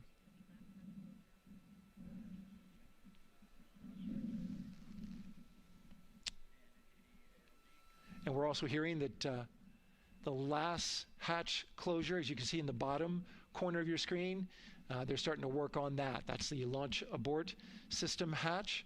There are two hatches, the crew hatch and the launch abort system hatch. And the closeout crew that you see right there, right on time with their work as they go to shut. And you can see it in motion right now, that launch abort system hatch. That's the latest from the firing room. We'll send it back to the host desk. Thank you so much, Daryl. Great news all around. And yes, we did just see them close the last hatch. And now we are looking at a live view of Banana Creek. Lots of people there, I'm sure, relieved to hear that that issue with the flight termination system has been resolved. And we are go for launch. Go for launch from the range, go for weather, and go from all of them, I would imagine. Yes, it's got to be exciting. The crowd is building. And as Daryl said, you can start to see the sun poking out here, and we can see all the clouds are moving north and moving away from us. So it's all good news. And so as we know, we have our Leah Martin down there at the Banana Creek viewing location, and she's standing by with some other guests. Hey, Megan, I don't know if you heard that huge cheer just now. Have you heard a big rumble? As soon as Daryl said that the range was clear for launch, everybody clapped. It was super excited as we get to these final countdowns. Standing next to me, I have Hudson and Maddox, the son of brothers here. And I asked you a little bit earlier, how excited are you to be here for launch? What did you say? I'm very excited. It's our mom's birthday, and, you know, not a better way to celebrate right now. I asked you on a scale of 1 to 10, how excited are you? Would you say? 11. Yeah, 11. I'm very excited. Super excited. Yeah. So, Megan, we've been watching the launch broadcast here and hearing some of the questions that you and Nicole have been asking and answering. And I actually wanted to ask these two kids, if you could take a 10-day trip around the moon and take 3 people with you, who'd you take with you? Well, I'd take my dad and my mom. And I mean, I don't know. Probably my best friend. I'd just say one of my friends, you know. Oh, one of your friends. So brother got left out. Who would you take? That was just what I was thinking. My dad and my mom and my best friend. That's a pretty good answer. Your brother can get his own trip to space, right? Yeah. So I'm actually joined here also by Dad. Now, you were sharing with me that a lot of the work that you've been doing over the last several months has been prepping the launch teams, our engineering teams, our ground systems teams to get ready for launch, to be mindful and to be in this moment. How does it feel to be standing here knowing that the people you've worked so closely with are doing what they're passionate about, or doing what they were born to do, moments away from launching this rocket? I mean, this is an exceptionally happy moment for us and all of us and the people that are, about to take off on this historic trip here. And I'm grateful to know that we've helped in some way, shape, or form to help them stay steady and calm, in such an exciting time within the agency. And so to just be here and witness it and know that, they've got some tools to help them stay calm and steady is everything to us. So. Fantastic. Well, Megan, we are standing by ready to go, and we're ready to cheer this team on. Thanks so much, guys. And yes, Leo, we did hear that cheer. That was very exciting. I think the vibe over there is they're celebrating, they're having fun. And here, once they heard that we're go for launch, everybody had to run back to the camera and work. It's a little bit of a different vibe, but I definitely think that people are excited, especially as we see now live inside of the White Room at the launch pad. The closeout crew has closed the launch abort system hatch. You saw there, we took it live. Took a lot of them, I think all of them, except for one. I think it took 3 or 4 of them to push that hatch door close. And then they felt around the perimeter of the door to make sure that everything was sitting just right. Right, yeah, we talked about how heavy the crew module hatch is. This hatch is just as heavy probably, and so, they're working the closure here and working those connections, and you can see, yeah, there's still 3, 4, 5 people that we can see in the white room. It takes a lot of people to get these hatches closed and this rocket ready to launch. Mm-hmm.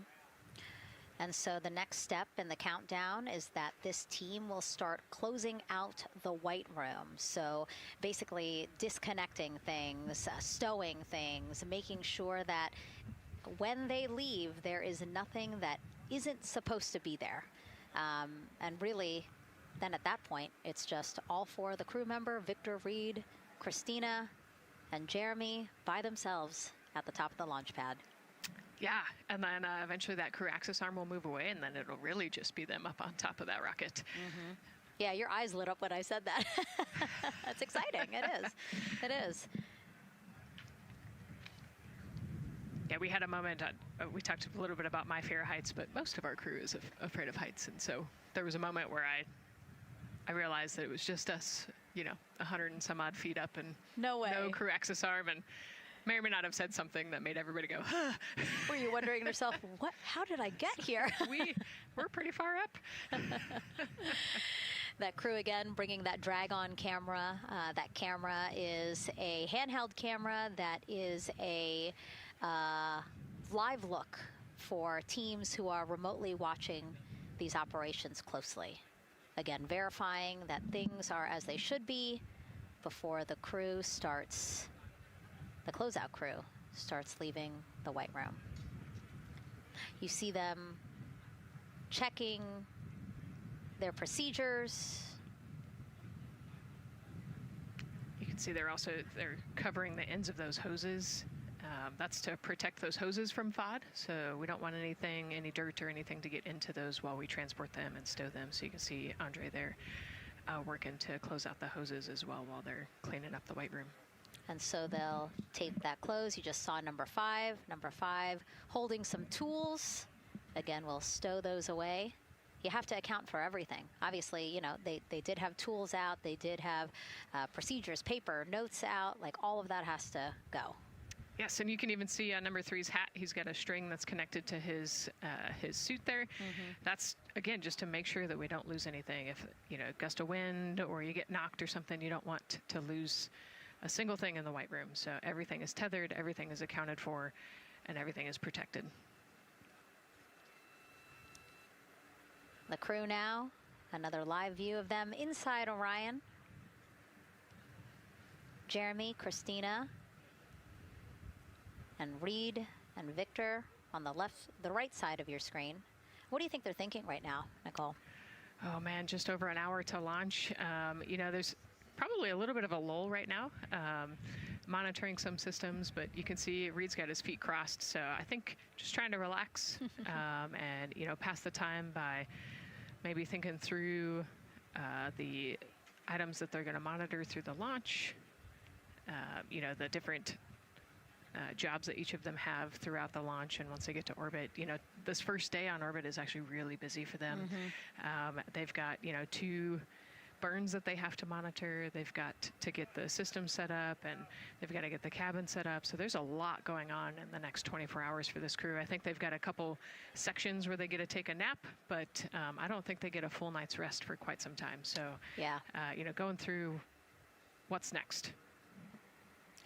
And so as we say that, imagine what it would be like to live in a spacecraft for 10 days. Let's take a look at what life will be like in Orion. Artemis 2 is our first crewed mission back to the moon since the Apollo program. A lot of the focus of Artemis 2 is really checking out systems to be sure that we're ready and well positioned for continued human exploration. My name is Susan Baggerman, and I'm the Chief Health and Performance Officer for the Orion program and the Artemis 2 mission. And this is 10 Days in Orion.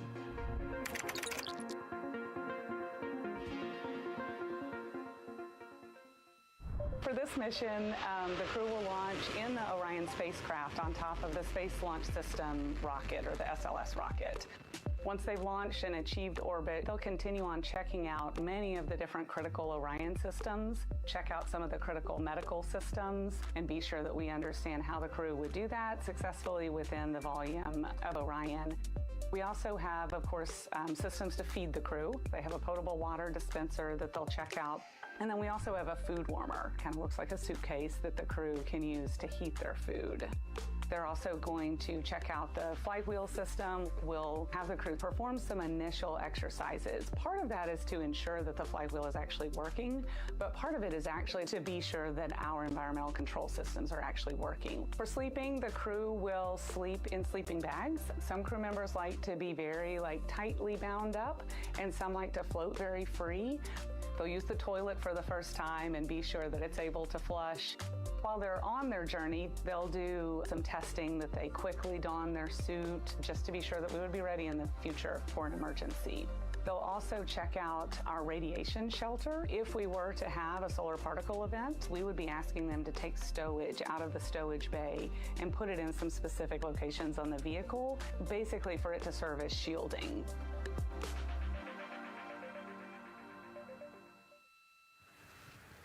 And so I want to talk a little bit more about what we just heard in that package. I am interested in the space food. So Reed, Victor, Christina, and Jeremy have a pretty big menu to choose from, so that's really cool. We're actually going to pull up a graphic now that kind of shows you some of the food that they're going to have with them on their 10-day journey around the moon. We know of more than 10 types of beverages. There's coffee, a mango peach smoothie, apple cider, lemonade, so those all sound delicious. And now I've just remembered I haven't eaten lunch. They're actually not too bad. I actually have a mango peach smoothie with me today. No way. Yeah. So you can see they come in these little packets here, but it's just kind of a dried powder that you add water to. So this would actually, you'd add 175 milliliters of water and let it sit for 2 to 5 minutes, and then you can stick a straw in it. You saw in that package they put a straw on the top septum portion there, and then you can drink it. And so this is the packaging. This is food that you brought up with you, or that you had while you were at the ISS. Yes. Yeah, actually, this is all food that we have available to us on the standard, what we call the standard menu on the space station. And so actually the graphic there showed quite a bit of the standard menu that they're going to take with them. So yeah, let's pull space it back food up, is space actually. food. Yeah, we can use the food that we have been using. You know, our food lab at Johnson Space Center actually creates that food, and then they stabilize it and they package it for us and everything. So they do a really wonderful job out there. We've got different types of food. You know, you can see I've got this is a soup, tomato basil soup, so thermal stabilized. It's already hydrated, so you just throw it in that food warmer that we talked about, and then you can eat it. But then we also I have some shrimp cocktail here that's, you know, irradiated, so it's in a package that protects it. I'll show you. I've got a brownie too. This is probably my favorite one. But are we eating it? We might, if you're. Yes. Look, see, they want us to eat. I don't know what happened, but it worked out with what we were saying here. So it's in an outer package to help protect it against, you know, radiation, and then it's in this inner package. And so this cosmic brownie, actually the trick, Ann McLean, my crewmate, taught me. The trick is you got to put this in the food warmer and get it nice and warm, and then you can get it. But so what we do is we just take scissors and you open it up, and then it comes right out. So these brownies are nice because they don't have a ton of crumbs, and so you can actually just eat it pretty easily in space. You know, if you imagine, that would not happen in space. It would not fall. But yeah, so we've got all sorts of things that you can actually eat. The menu's pretty good and pretty diverse on the space station, and then as you saw, pretty diverse for Orion. Nice. Yeah, that's amazing. And again, here's a look at the crowd that's starting to continue to grow here as we get closer and closer to launch. We are now under an hour from the opening of our 2-hour launch window at 6:24 p.m. Eastern Time. And so let's take some questions from social media. We haven't taken some of those for a while. You put that brownie away, Nicole, or I'm going to steal it. Nicole, we have another celebrity who submitted a question. Let's take a look. Okay. A quick question for the Artemis crew. What food from Earth would you bring with you into space? And why would it be lasagna? Because that's the greatest food. Again, not really a question. Yeah. Because he was like, it's lasagna. It's got to be lasagna. You know, there is lasagna on Space Station, and it wasn't too bad. Probably not my favorite food of all, but yeah, lasagna's not a bad option. It's a high-calorie meal. If you're trying to, carb load for a spacewalk or something, it's a great option. Yeah, I remember Christina saying that her favorite food on the menu, and actually, she was saying that she was getting in trouble because people kept on saying, you can't eat mac and cheese every day, Christina. We mentioned the mac and cheese and brisket earlier. Man, I would put those two on a tortilla. That would be great. That sounds delicious, delicious. Well, thank you so much, everyone, for sending in those questions. For everyone from a 5-year-old that we got a question from to all the way to Roy Woods Jr. there, a comedian. So thank you so much. And if you're just joining us, welcome to the Space Coast of Florida, where we are counting down to liftoff of Artemis 2. You see a beautiful aerial shot there of our rocket on the pad. For the first time in more than 50 years, we are sending humans to fly around the moon and back, and we're taking you all of you with us on this next chapter of human spaceflight. I'm NASA's Megan Cruz, and this is NASA astronaut Nicole Ayers. Great to have you here, Nicole. Yes, this has been a beautiful day. Excited. We're continuing to march towards this launch. Yeah, and if all goes as planned, this crew could travel farther from Earth than any other humans before them and see parts of the moon no one has ever laid eyes on. How exciting. Yes. Exciting is an understatement, I think. That's true. We're going to see the far side of the moon for the first time by humans in a long time. It's important.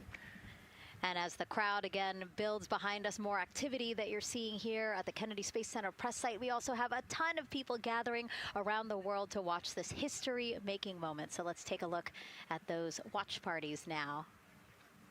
Oh. That crowd has grown. We checked with them probably like 30 minutes ago, and it was half that. But again, as we get closer and closer to launch, we are seeing more and more people gather together, wanting to experience this together and not just in a vacuum at home, Yes, this is so exciting. Look at all of those people. Man. And now here we are back in Seattle, the Museum of Flight. Again, people gathered there to show their kid. We see someone walking in the second row there. His first crewed launch to the moon. How exciting. That is exciting. Hello, everyone. Woo. Oh, that's so great. And now let's get you up to speed on what's happened so far. Again, we are now within an hour of the opening of our launch window. So what has been happening so far today? Well, a lot.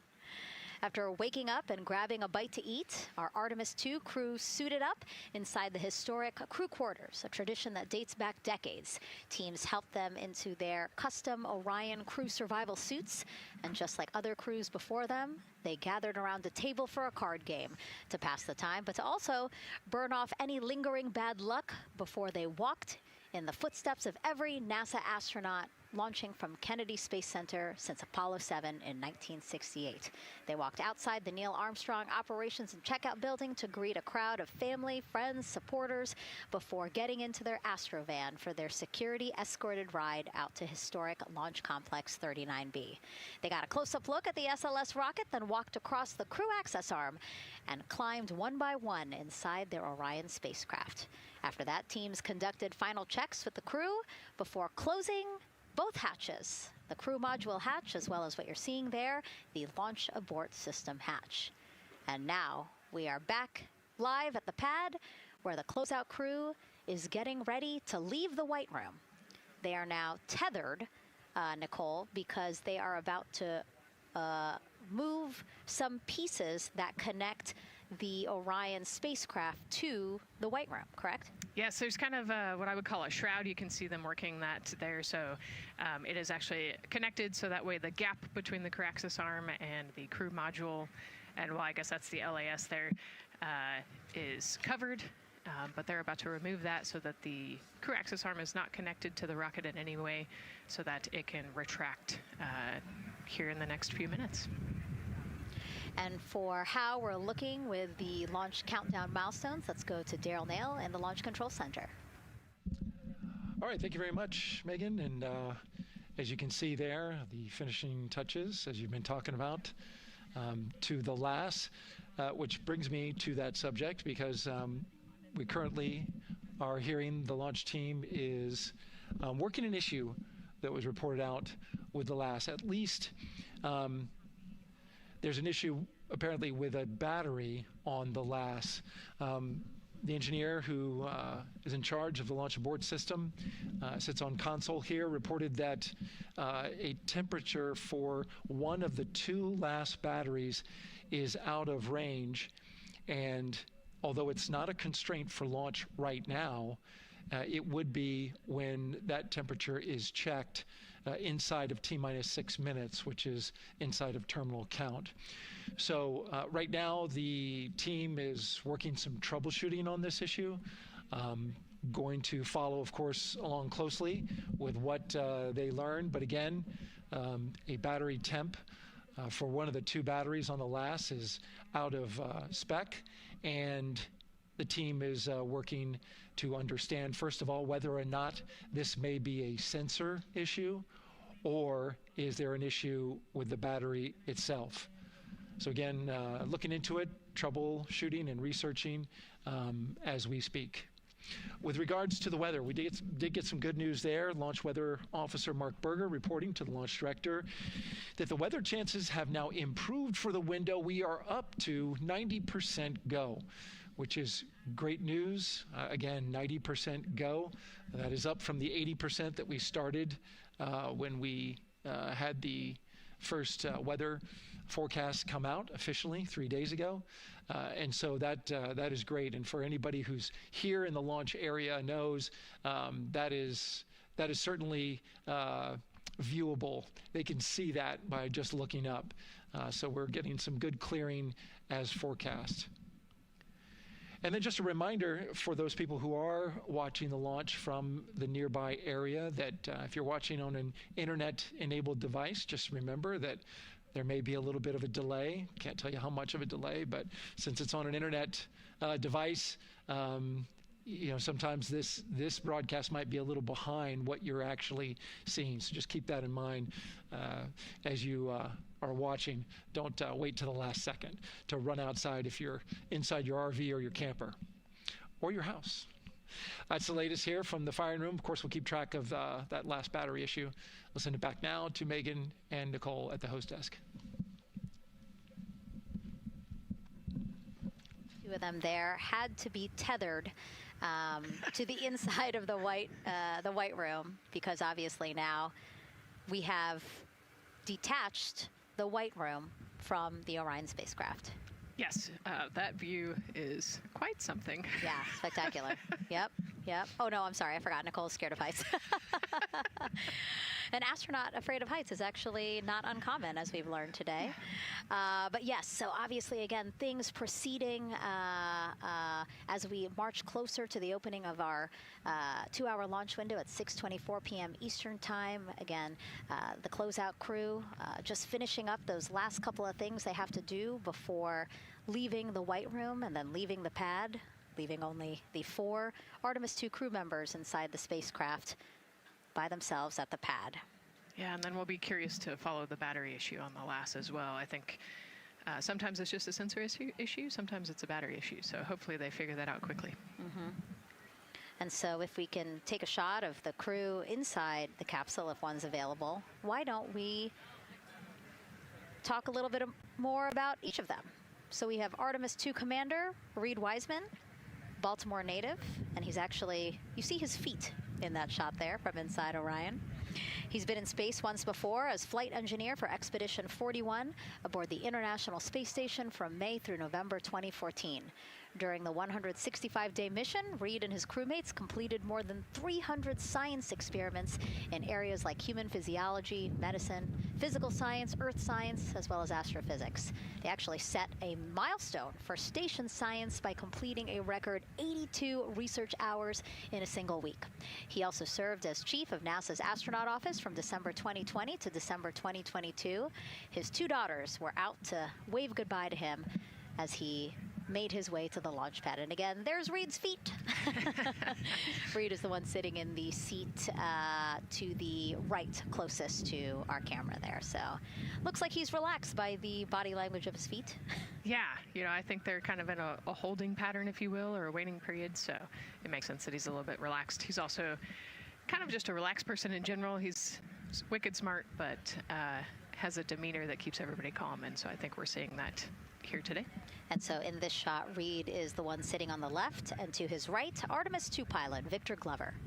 NASA selected the California native as an astronaut in 2013, and at the time he was actually serving as a legislative fellow in the United States Senate. His first trip to space, November 2020, pilot of NASA's SpaceX Crew 1 mission. That was the first operational mission of NASA's Commercial Crew program, which resumed launching American rockets from American soil to the International Space Station since the end of the shuttle program. Victor is a U.S. Navy captain and naval aviator who served as a test pilot, racking up more than 3,500 flight hours in more than 40 different aircraft. So again, he probably feels pretty at home in the pilot seat of Artemis II. Yeah, I think he does. He got to say goodbye to his wife and 4 kids. Again, those were the family that he had here at Kennedy Space Center before the 4 of them drove out to the pad. Yeah, and you can see there, we talked about Victor's energy earlier, and you can see him working through, pushing some buttons on the displays. Looked like he was pulling up a procedure, so he's following along and ready to go, looks like. And then mission specialist Christina Cook, sitting on the upper left-hand corner of the screen there, native of Grand Rapids, Michigan, was selected to the Astronaut Corps in 2013, same class as Victor, served as flight engineer on the International Space Station from March 2019 to February 2020. During that time, she set a record for the longest single spaceflight by a woman with a total of 328 consecutive days in space. How cool. She also participated in the first ever all-female spacewalk. And before becoming an astronaut, Christina helped to build space science instruments and led scientific fieldwork in some of the most remote environments on the planet. Her hobbies include surfing, rock climbing, and community CDR, service, yoga, and photography. Go ahead, NCD. There's a couple of suppressed overvolt messages. We're going to go ahead and clear those off your screen. We see them and we copy. All right. NASA test director. We're still working here, trying to get through everything. So we're getting close, and then trying to talk that other issue that we just picked up a little bit ago. But I think work-wise, we're doing really well. Sounds good, NTD. We're doing great on board. Glad to hear it. NASA test director giving an update to the crew. Some messages flashed on their displays. Just wanted to say that they didn't have to worry about that. We're going to clear that. And that also just reassuring the crew, again, that they are tracking and working the issue with the launch abort system battery. Yeah. All right. And then first-time flyer, Canadian Space Agency astronaut Jeremy Hansen will fly to the moon as a mission specialist on the Artemis II mission. The London, Ontario native selected as an astronaut in 2009. After that, he worked as Capcom at NASA's Mission Control Center in Houston. Capcom stands for Capsule Communicator and is the sole direct voice communicating with astronauts while in space. Jeremy also participated in training exercises, really cool ones, like living on the ocean floor off the coast of Florida to simulate deep space exploration for a week. In 2017, he became the first Canadian to lead a NASA astronaut class. He also enjoys getting out on a sailboat, rock climbing, and mountain biking. He has a wife and 3 children. And he's the one that you see bottom left-hand corner of your screen. I know, I'm trying to see what he's doing there. Christina's looking too. And so there is your Artemis II crew inside the Orion spacecraft. And this is actually the 7th time NASA astronauts will launch on a new NASA spacecraft designed for crew. And if you're wondering about the first 6 crewed test flights, here they are.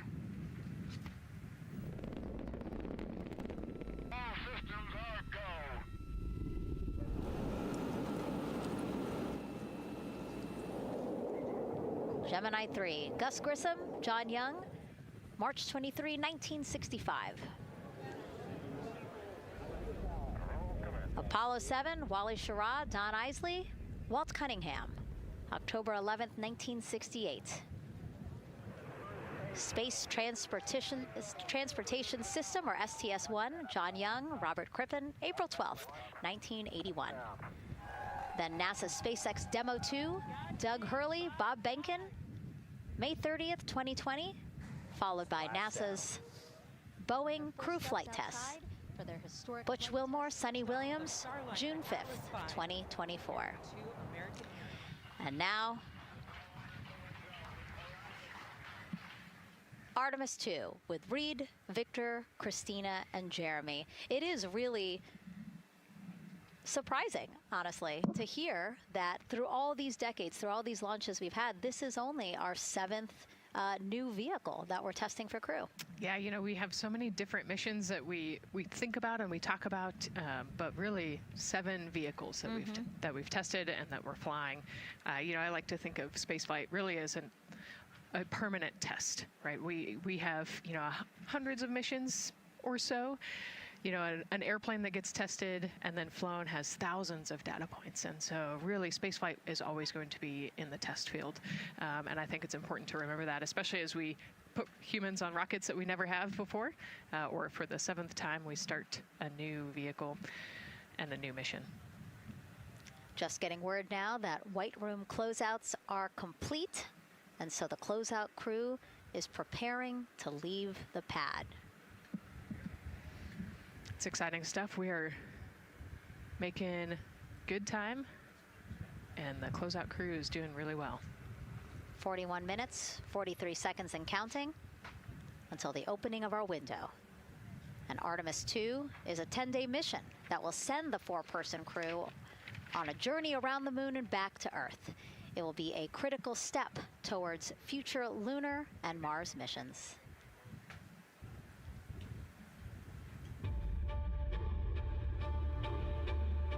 We're going back to the moon because it's the next step in our journey to Mars.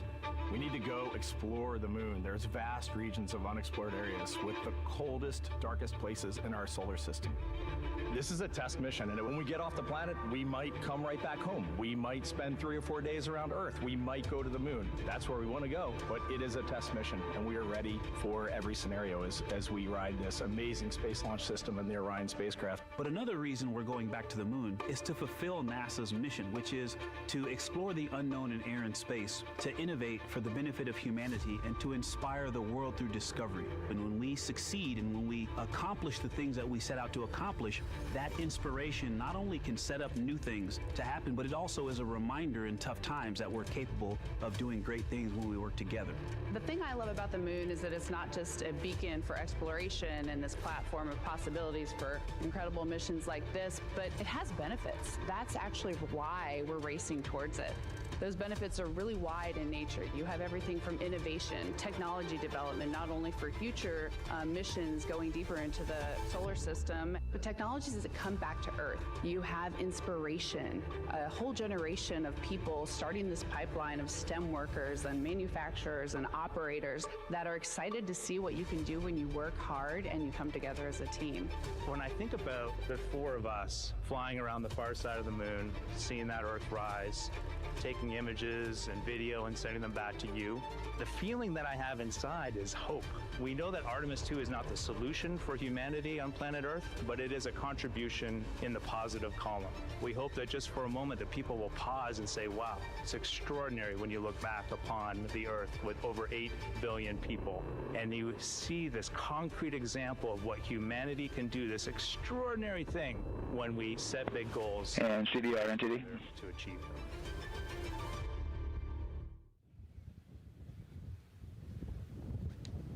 And so Mission Control Houston will control the flight of Orion after a liftoff here at Kennedy Space Center.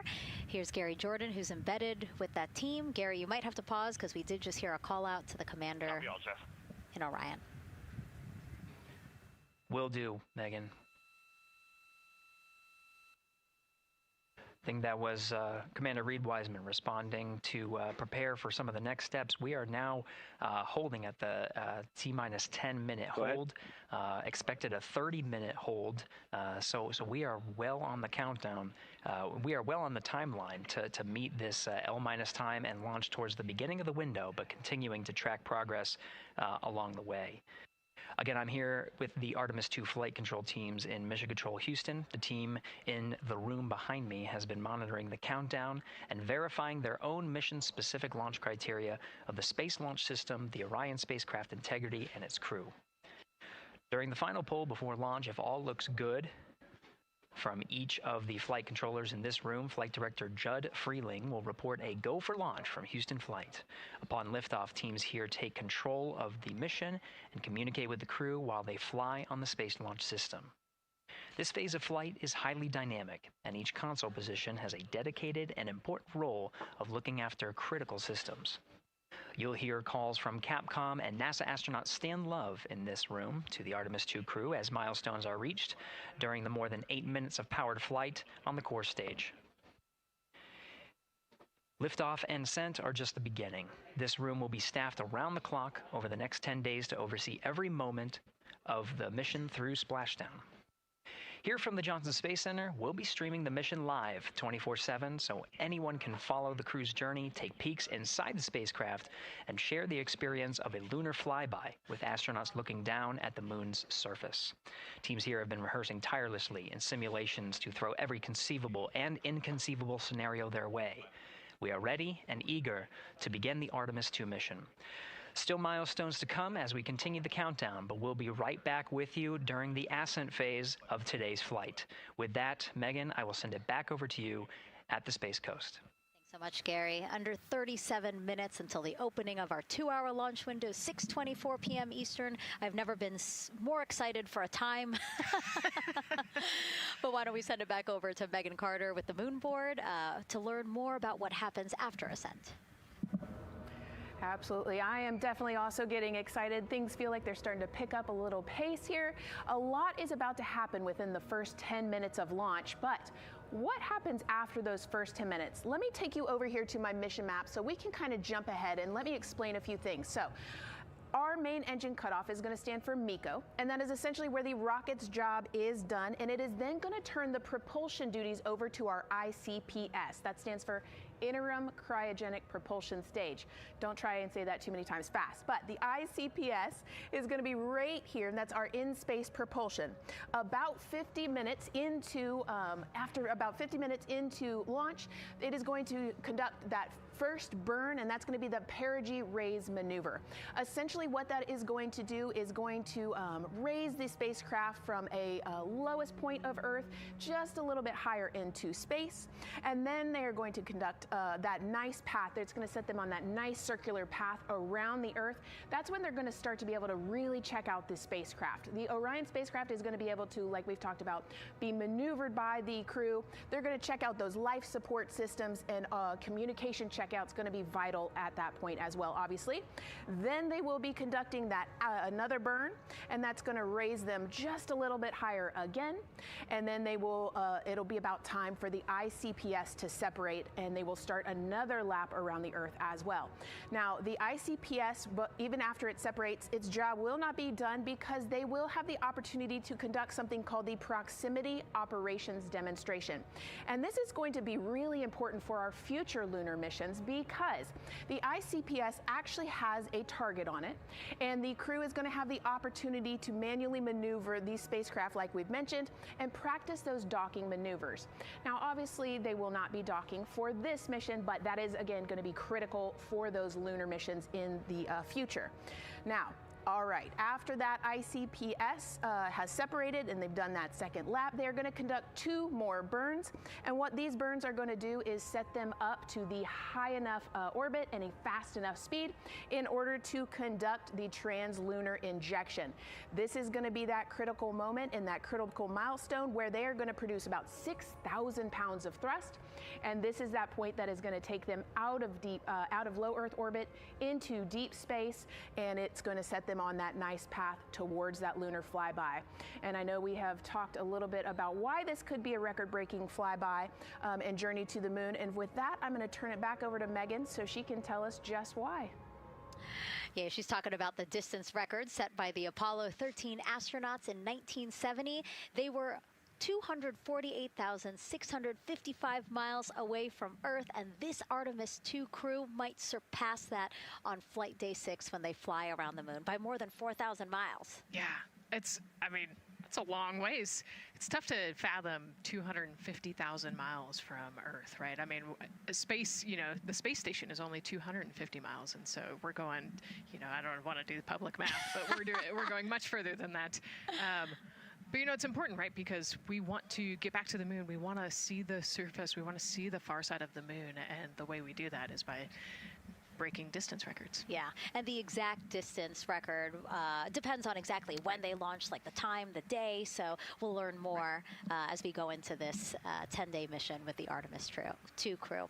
But here we are, 32 minutes, 50 seconds and counting from the opening of our launch window. Feels really, really surreal here as more and more people come to gather on the press site lawn here at Kennedy Space Center. Why don't we take a look at this video that we have here? Some familiar faces who wanted to wish our Artemis 2 crew a safe journey. Reed, Victor, Christina, and Jeremy, you are the real deal.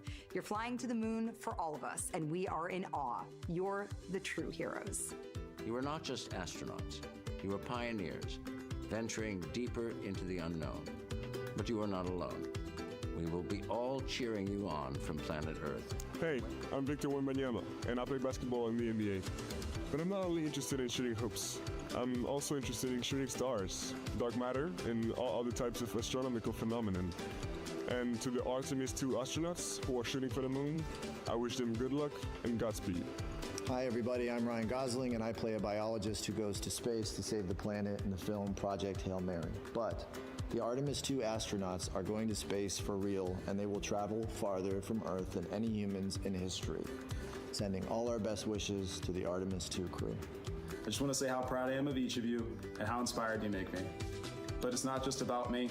Your mission is going to inspire future generations of scientists, engineers, athletes, and dreamers to do something that they never thought possible.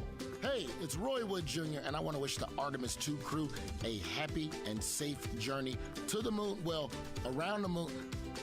To go around, I know what you're doing. You got to look for a parking space. This is to go around the moon, make sure somewhere to park, and then you park journey. Good luck. It's actually a really good way to explain what how this mission builds. Again, we are hoping to land astronauts on the surface of the moon in maybe 2 years. So yes, we are looking around the moon on this lunar flyby mission to see where we might park. Thank you, Roy Wood Jr. Okay, and as we look at this live view of the rocket on the pad, there is a spectacular place here at Kennedy Space Center to watch launch from, and that's the Banana Creek viewing area. Why don't we go back there where the crowd is excited, and Leah has the best assignment ever, talking to people who are super excited about being here for Artemis 2. Oh my gosh, Megan, you talk about the excitement being palpable. I'm telling you, everybody here on pins and needles as we get just about half an hour away from launch. I've been walking around talking to people, and I'm just struck again and again by how many people are here from across the agency. I want to introduce you to just a small portion of the people across NASA who have been supporting this mission. Patty Ortiz, NASA Armstrong Flight Research Center, Orion Program. Orion. Kathy Graves, Glenn Research Center, Office of STEM Engagement. David Alexander, NASA Glenn Research Center, Office of STEM Engagement. Jennifer Becerra, Johnson Space Center, the Office of STEM Engagement. Here we go, right back here. Where are you from? I'm from NASA Glenn Research Center, Joseph Panakitis. Joseph, here we go. Wes Furman from APL. Maria Arredondo from Headquarters, Next Gen STEM. Mark Robinson, Stennis Space Center, Commercial Space. Amira Flores, Armstrong, Office of the STEM Engagement. Molly Kearns, NASA Glenn, Space Communications and Navigation. Matthew Pierce, Goddard Institute for Space Studies in New York City. Here we go, and right over here. Lauren Ring, Ames Research Center, Data Integration. So we're coming together. We're one big NASA team, one big NASA family, and we have one major message before we launch tonight. Okay, guys, what are we going to say? 1, 2, 3. Go Army!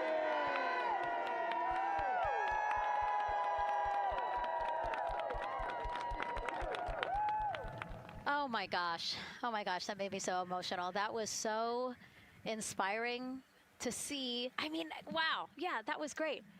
I mean, just to hear everybody say their position, what they're doing to support this mission is amazing. And I'm sure this was something that really rang true and resonated with NASA's Administrator Jared Isaacman, again, to see the workforce come together to do the work and then to be here for launch. So why don't we actually go over to him now with our Jasmine Hopkins at one of our other viewing locations. All right, Megan, thank you so much. The energy here on the balcony is honestly becoming electric as we get so close to launch, and now we are thrilled to welcome NASA Administrator Jared Isaacman. Jared, we're really entering a golden age of exploration. How will Artemis 2 set the pace for the coming years? Well, I mean, Artemis 2 is the opening act, right? This is the test mission.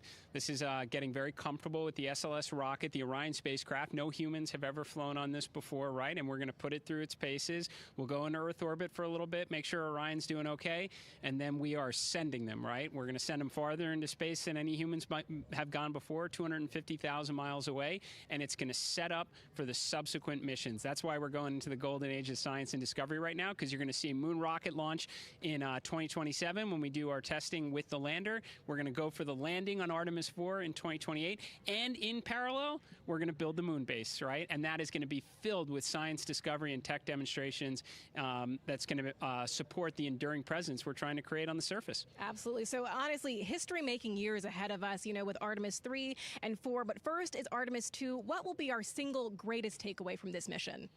Well, I'll tell you, I mean, after ignition, to me, the moment that I'm going to be most excited for is splashdown. There's no question about that. Good shoots coming down off the West Coast. But look, I think the takeaway from this is gaining extreme comfort in the Orion spacecraft, right? I mean, this is very different than what we've done for more than a half century, right? I mean, the velocities that spacecraft is going to re-enter at, it's going to be new territory for us. We want to get our arms around that completely. So I would say the performance of SLS plus Orion is everything on this one. We want to make sure we do it in as a safe way as we possibly can, understanding what we are undertaking right here, bring our crew back, learn as much we can from the vehicle, set up for Artemis 3 in 2027. Right. And Administrator, we've actually had a pretty young audience today here, some kids running around the balcony. How do you hope Artemis 2 inspires that next generation? I talk about this all the time. One of our overarching KPIs that we should always be tracking is the number of people living and working in space. Well, what's another strong number 2 on that one?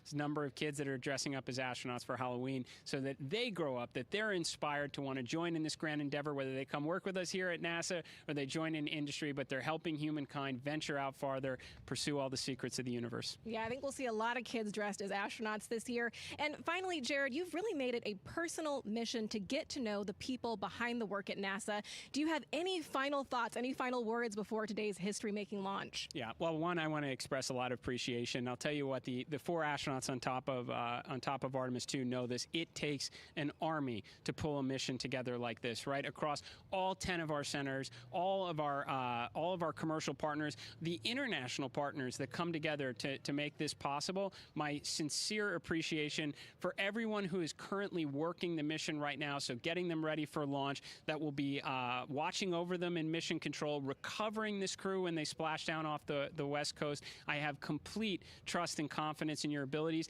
And everybody else who's not directly working on Artemis 2, Artemis 3 is coming up next year. When this mobile launcher gets back in the VAB, we're going to start stacking. Wow, plenty of excitement ahead of us. Jared Isaacman, thank you so much for being here. Thank you. Thanks for being here. Of course. All right. And with that, let's get back to the countdown with NASA's Megan Cruz. Under 25 minutes and counting from the opening of our 2-hour launch window, and take a look at all these people behind us. I literally, every moment I turn around and I see the clock, I am like, oh, wow. Oh, wow. There are more people and less time. Yes, exactly, which is a great problem to have. Yes. Now, this first crewed test flight of NASA's Artemis program coincides with the 250th anniversary of our country's founders signing the Declaration of Independence. Exploration is a part of America's DNA, and it continues now with our return to the moon. 250 years ago, 13 colonies laid the foundation for the greatest and most enduring democracy in the history of the world. One driven by courage, faith, and freedom. From that moment, we became a nation defined not by where we stood, but by how far we were willing to go. We conquered vast frontiers, invented tools that shaped a modern world. We found light in the dark, and we rose from the earth. Faster, higher, farther. We pushed beyond the sky and into the unknown. We carried our courage into the cosmos, and we planted the American flag on the moon, the defining achievement of American superiority in space. Today, our curiosity stretches farther than ever. American robots search ancient rivers on Mars. New telescopes unfold to glimpse the first stars. And a new generation prepares to return to the moon, this time to stay. For 250 years, America has carried the light of humanity forward. But American exceptionalism isn't inherited, it's earned. Our greatness comes not only from what we've done, but what we're still determined to discover. Because in every era, across every horizon, America is at its best when it's reaching for something greater. America celebrates 250 years, and we are leading the world into the future.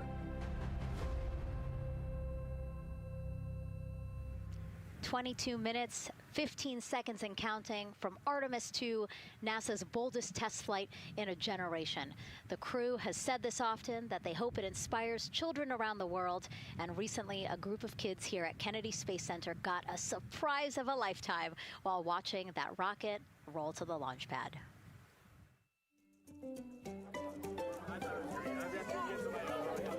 So tell me what color it is. And who's going to be on that rocket? We're going to be on that rocket. I could make it a little bit longer. Did you see it? Okay, so everybody's looking at the rocket because it is kind of cool and impressive. One of the coolest things happening over there right now, though, is it's on top of a giant tractor. Doesn't all food come in like tubes? It's in these like little plastic bags. You have to like rehydrate it. Sushi. There's not. I haven't seen sushi in space. It's probably hard to keep that back. Sushi mashed together. My favorite part was this one little girl, she had a question. She had patiently held her hand for a long time, and Christina turns to her and says, "Okay, what's your question?" She just goes, "I forgot." It was like, that's a perfect little kid moment. I just love. Wait, are you my mother's cartoon astronauts? What? Say that again? Never mind. It's a little hard to say. Go Artemis! These two? Yeah. Put it on. Yeah. There you go. I like your dabbing astronaut back there. It's just so fun to see the enthusiasm, the energy, and a little bit of chaos. 3, 2. Wasn't that so cute? I love kids and their excitement and, you know, even just being real. Like, I don't remember what I was I know, gonna he ask. goes, but I'm glad you're here. Now here we are, Space Center Houston. The crowd has exponentially grown throughout the day. We started showing you live shots from in there probably an hour ago, and now take a look at all the people there getting ready to witness history together. It's something really special to be able to witness something like this together. Yeah, you know, we've heard from celebrities and officials and kids, and, you know, it's amazing. People from all around the world came here today to Florida to watch, so it's something, it's hard to put into words, just how much support for this mission we're seeing today. And great news, too. Remember, the team was tracking an issue with the launch abort system battery. They appear to have cleared that issue, so we are go for launch. Yes, it's exciting.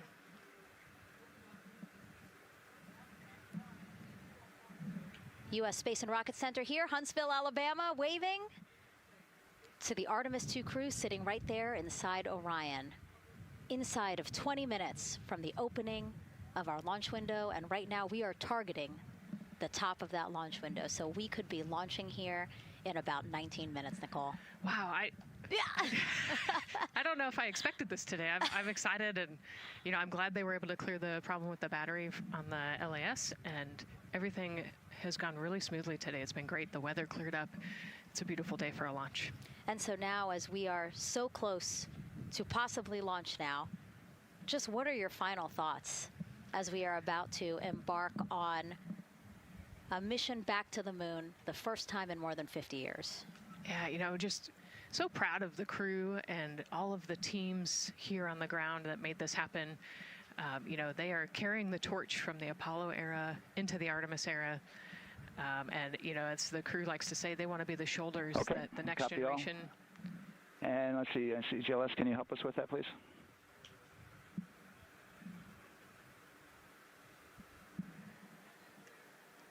They want to be the crew wants to be the shoulders that the next generation can climb on. 001. You know, I think it's in their patch. We're going for all. It's in the name of their capsule, integrity, representing humility, and the professionalism of everyone that got them there today. So proud of them. We love them. We're excited for them, and we cannot wait to see what they see. Just leveraging everything we've learned so far as an agency, taking us from Apollo now to the launch pad here, 39B, with Orion and SLS poised to again fly us into the history books. And before we leave you now here at the host desk to get back into operations, we just wanted to answer one question for you guys. We asked you earlier on today, what are you most excited for? And we asked you to go vote on Instagram and Twitch. Instagram, you guys said launch. Twitch, you guys said lunar flyby. So I think you guys will all be very excited since we are now about 17 minutes from the opening of our launch window today. And so with that, as we approach terminal count, let's send it back to Daryl Nail in firing room 1. Daryl.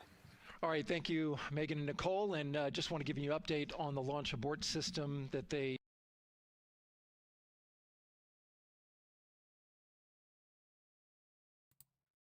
Okay, hello, we're going live 17 minutes until launch window starts, and it looks like they're talking about launching at the top of the window, so hopefully we'll be there. Thanks for coming to JEB if you're watching. I'm just doing this because I thought, you know, it's a historic moment.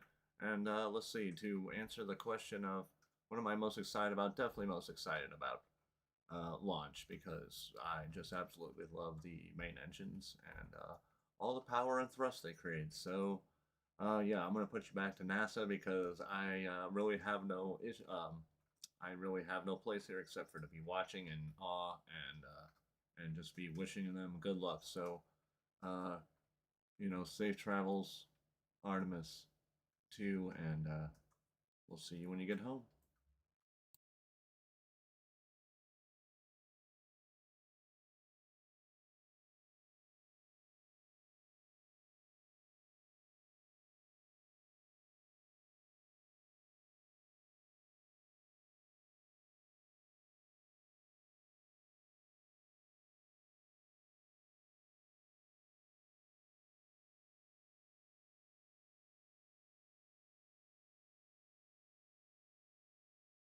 and 50 cutouts that are included for this 2-hour launch window. And that's important. They're in very small print. That's important because there's basically 16 minutes inside this window that they cannot launch. And these are because of small things flying in orbit. There's a lot more things in orbit than there were back in Artemis 1 when we had 35 to 40 cutouts. For that reason, because of these 156 cutouts, they're going to be managing the launch window as we go forward. So they may have to wait out one of these cutouts. They range in time between 2 seconds to 23 seconds, but you'll hear the NASA test director talk through that. We're getting ready to merge that loop from NASA test director Jeff Spaulding.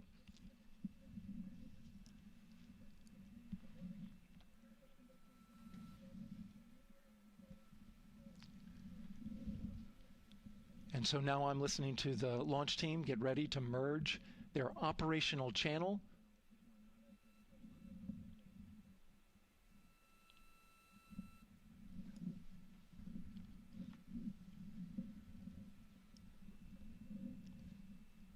We're now entering one of the most consequential phases of launch day, and that's terminal count, the final 10 minutes. And OTC, NTD on 212 for comm check. Good com. How me? I hear you the same. STC? Two. GTC? GTC is on 212. All right, copy that. NASA Test Director Jeff Spaulding confirming communications with his team.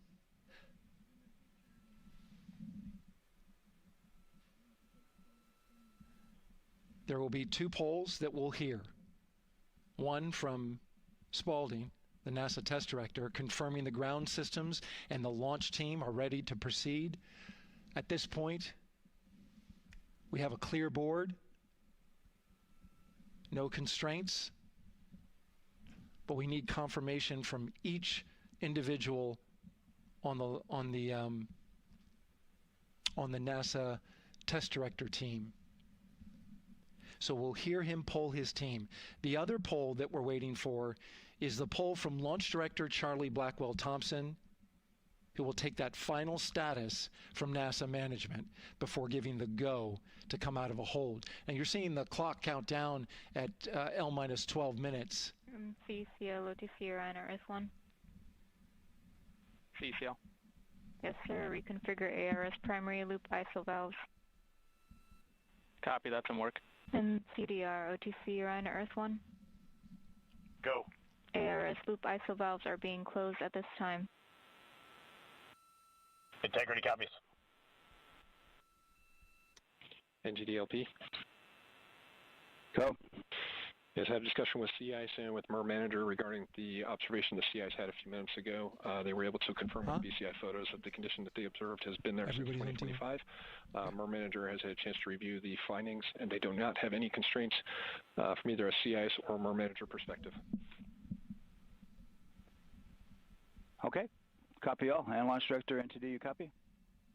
Yes, sir. I copy. That's good news. OTC, CCL 212. OTC. ARS primary loop isolation valve configuration is complete. Copy.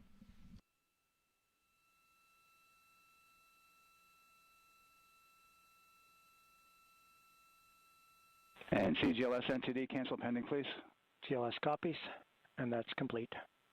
All right, and for all personnel, we got a little bit more work to do before we pick up the clock, and we're about a little over a minute from getting to T-minus 10 minutes, but we've canceled the resume time there, and then we'll pick it up after we get through all of our work and anything else that we need to do to get through the remainder of counts. So we'll continue working that to get to our T0 today. So when we get to about 50 seconds from now, we'll extend that hold. CVSE OTC. CVSE 400-290, looking to verify that we are configured for ascent. Yep, give me about 2 more minutes. I'm going to start CMA2 streaming. Copy. NTD, COSE, hold requested. Copy that. I have an LCC violation of O-CT-004, S-band transponder anomaly. This was a transient LCC violation, so transponder 1 had a demodulated SNR estimate that went down to 2 dBm when it should have been between 10 and 13. It is now back up to 12, but we did lose that for just a moment. It does not appear that we lost our bit sync or carrier lock, which would be indicative that we lost our lock with the vehicle. So at this point, recommendation would still be go. However, we do have a pre-planned contingency procedure if we want to look at that. But again, this is transient, so we're back in a nominal range. All right, let's see, LPE NTD. Yeah, we're not seeing that hit. So I guess the question for COSE, was that less than 3 samples? Is that below our persistence? Stand by, let me look. It did look like it did persist for several seconds on mine, but let me take a look at the number of samples. Could I get a repeat on the affected LCC, please? Yes, ma'am. That's going to be O-CT-004. Thank you.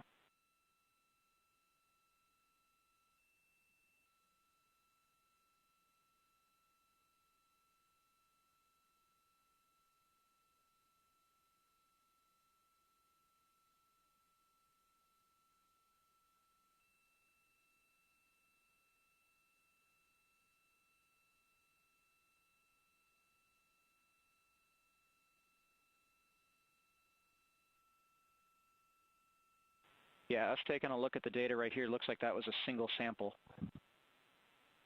Yeah, copy that.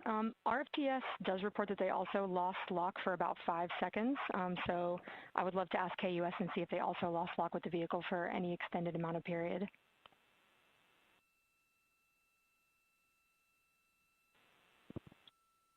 And COSE, while we're doing that, these are 1/10 hertz measurements, correct? So we would have had to lose it for over 10 seconds to get a second sample? Yes, sir, that's correct. It is 1/10 hertz. Yeah, so from our perspective, the allowance is effectively up to 30 seconds, up to 3 samples based on the 1/10 hertz. This is not an LCC violation, I believe. Yes, sir, I would agree with that at this point. Copy that.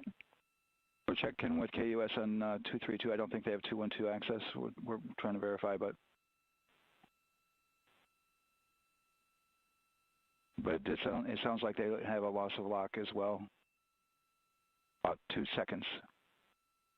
Okay. And I guess for both KUS and COSE, do we have lock now? That's affirmed. We do have lock for COSE.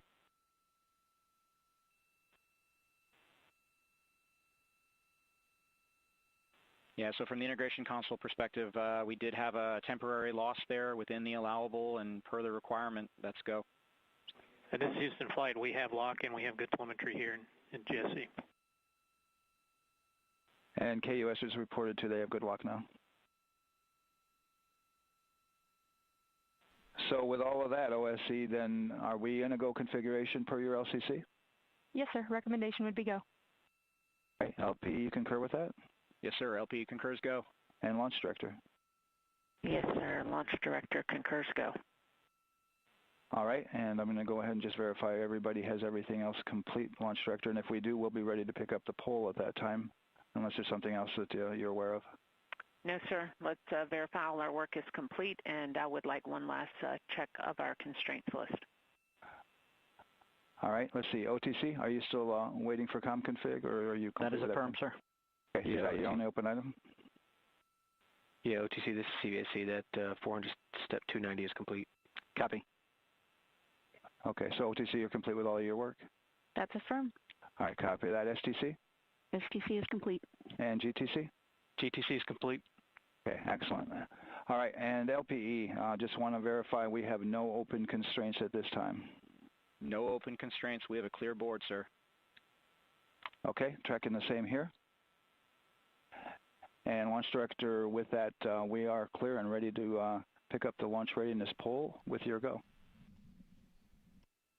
All right, sir. I am go for the poll. All right. And for all personnel, this is the NTD conducting the Artemis 2 launch readiness check. Verify ready to resume count and go for launch. OTC. OTC is go. STC. STC is go. GTC. C's go. MCO. CO is go. Safety Console. The Safety Console is go. LPE. LPE is go. RTD. RTD's go. Houston Flight. Houston Flight is go.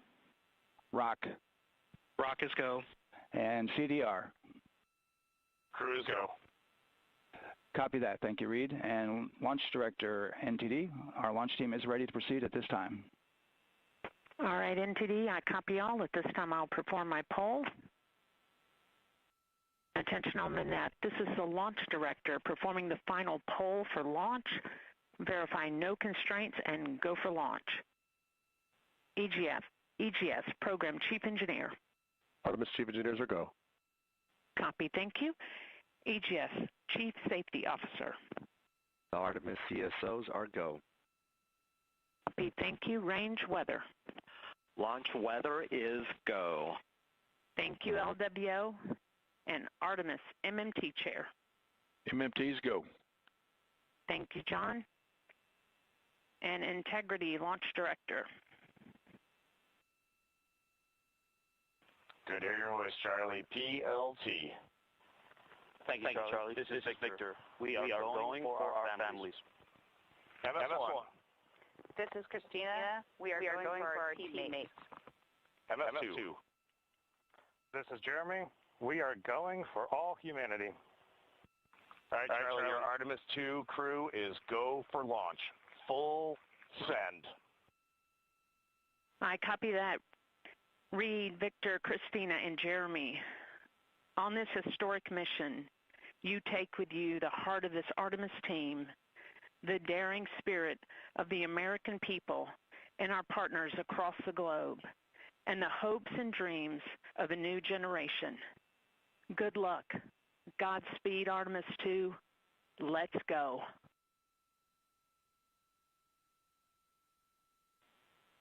And NTD Launch Director. Go ahead, Launch Director. Yes, sir. You have a go to proceed with countdown. Copy that. I'll put it in work. CDR, NTD. Go. Gear risers and initiate short purge per your EPROC 10.1.1, steps 8 and 9. 10.1.1, 8 and 9 going to work. Copy. CVSE, NTD.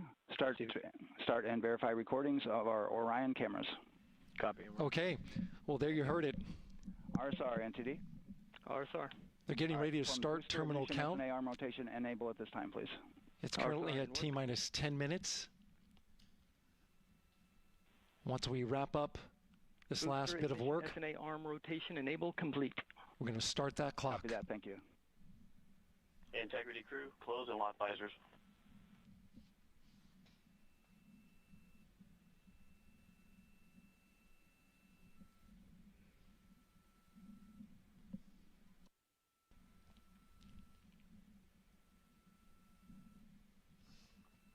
You heard an issue, worked in real time with telemetry lock on the Orion.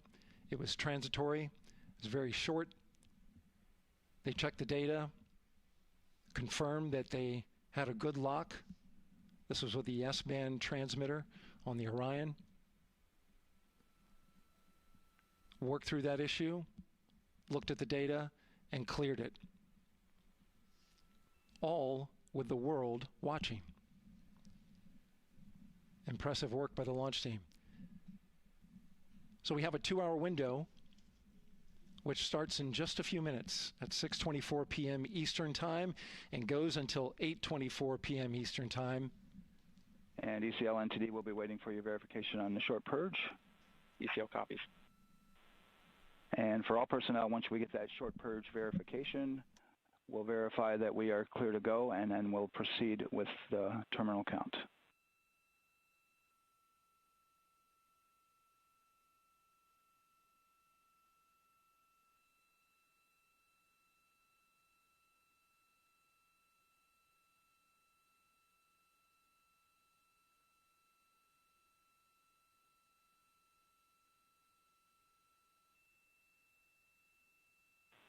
ECL time estimate?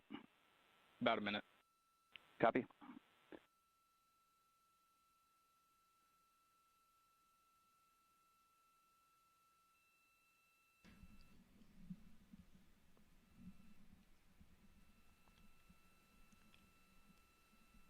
So we're going into the launch window, but not by much, it looks like.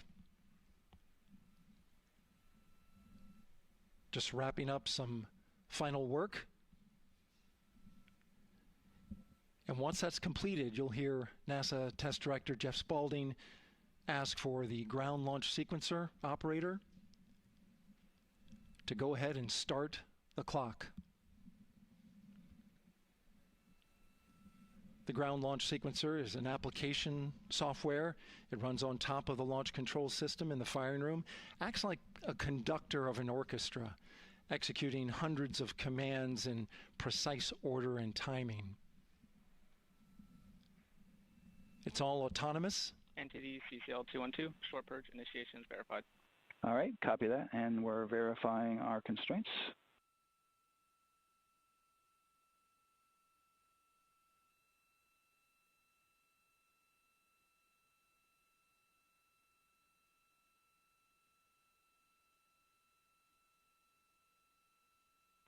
All right, and we're clear from cutouts. And with that, we're going to resume the clock momentarily. And CGLS, you can resume the clock on your mark. GLS copies. 3, 2, 1, mark. GLS mainline has been initiated.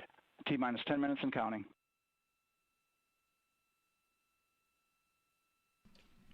And that begins terminal count. Our new T0 is 6:35 p.m. Eastern Time. 6:35 p.m. Eastern Time. We are now counting down to liftoff of Artemis 2.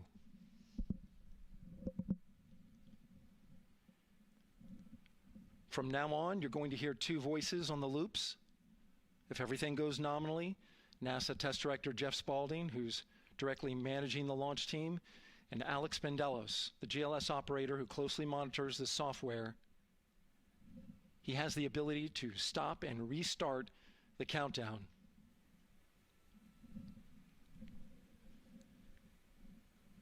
A lot of people ask about whether there's a launch button. There certainly is not. Flight and Rock, our new T0 is 22:35:12. Houston flight copies. Rock copies. 22:35:12. Affirm. There you heard confirmation of the exact T0, 6:35 and 12 seconds p.m. Eastern Time. Again, our T0 is 6:35 and 12 seconds p.m. Eastern Time. But as I was saying, there's no launch button. This is autonomous. But there is a button that keeps you from launching, and that button allows the GLS operator to pause the countdown outside of terminal count and during terminal count and submit a hold to the next holding point. So the clock won't stop right away. If there's an issue, we'll go to the next stable holding point. This is how GLS configures the rocket and ground systems to a stable point where they can stop the countdown if that's needed.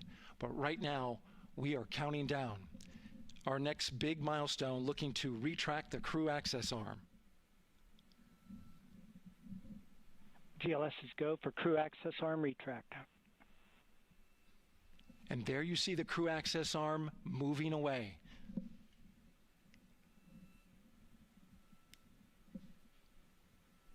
That's the path that the astronauts took to ingress into the rocket.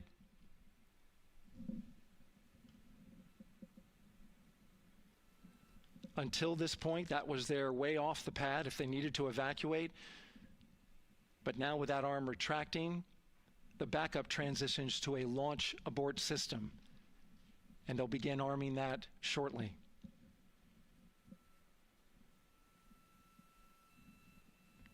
Of course, the launch abort system, great shot there of the crew access arm retracting away.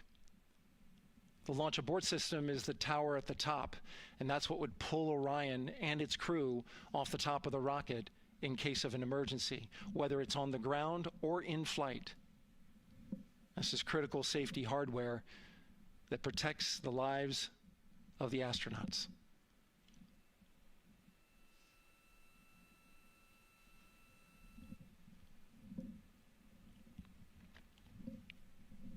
Starting at T-minus 6 minutes, the GLS will start bringing that and other high-energy systems online, starting with core stage pressurization.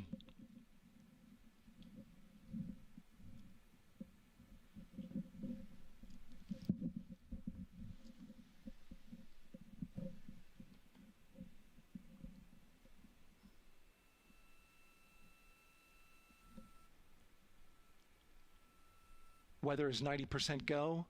The range is go. All systems are go.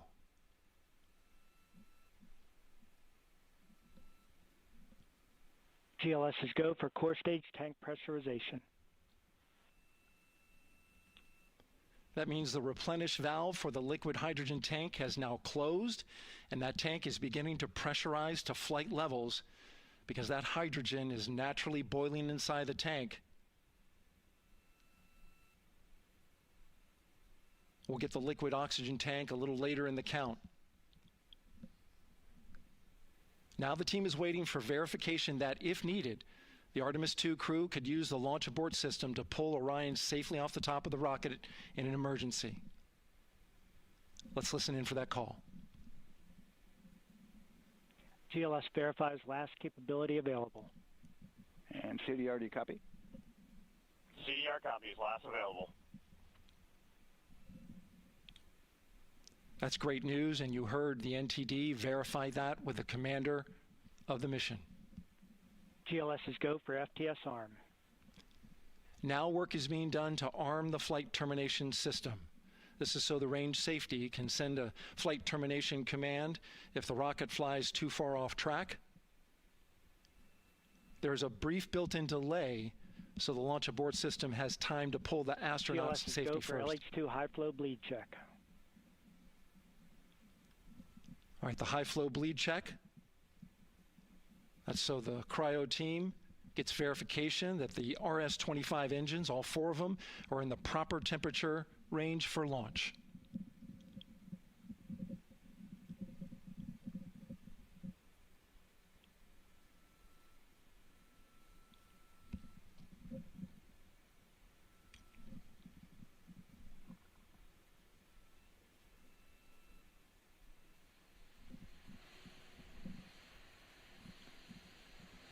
GLS is go for core stage APU start.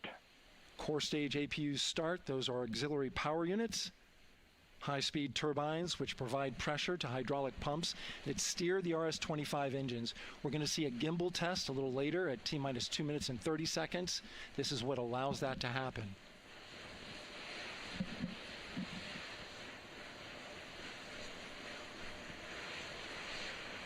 Coming up in about 20 seconds, we're listening for go for purge sequence 4. That's a helium purge of the 4 core stage engines downstream of the propellant valve. This gets all the air and moisture out of there.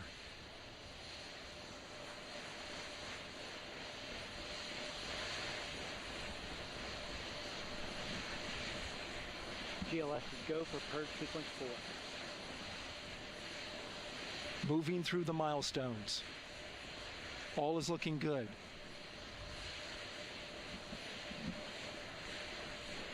Coming up in just a few seconds, we're going to get that thrust vector control actuator test. This is a gimbaling of the engines.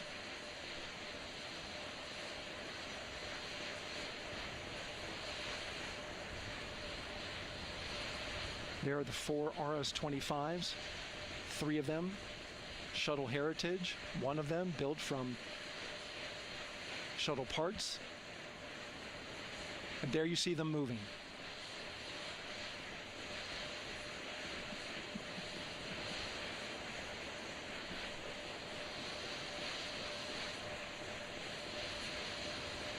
Now we're going to start moving the power from both the upper stage and the lower stage of the rocket to internal, taking ground power away and now going to battery power. GLS is go for upper stage to internal power. All right, power is removed from the rocket's upper stage, the ICPS, and it's been switched to battery. Same milestone for the lower core stage coming up at T-minus 1 minute and 30 seconds. Right now, the 4-person Artemis 2 crew is 248,000 miles away from the moon. And if all goes well, they will fly by it in 6 days. GLS is go for core stage to internal power. All right, there's the rocket's core stage, which houses 3 flight computers, is now on its own power. There's no more hold time because there's no more margin on these batteries. So we would have to recycle back to T-minus 10 to recharge if we had a hold.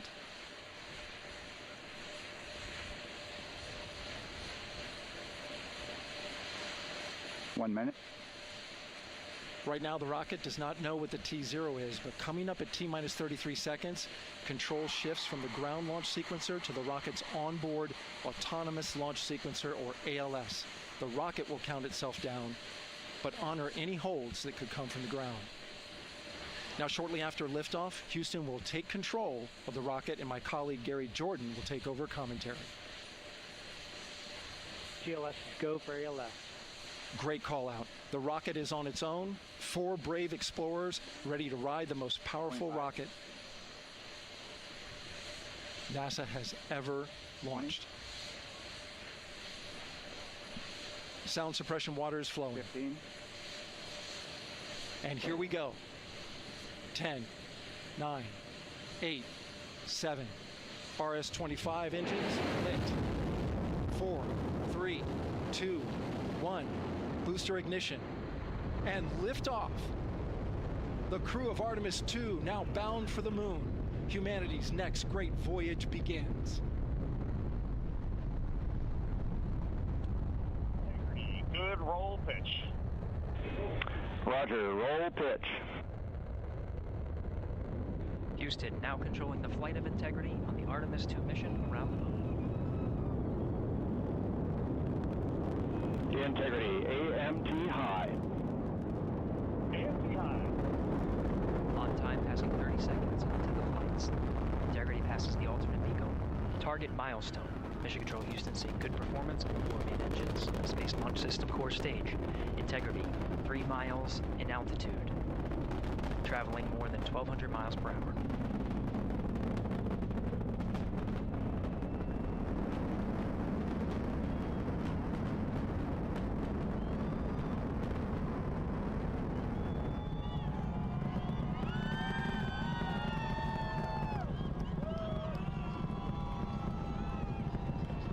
Mission elapsed time, passing 1 minute, approaching max Q.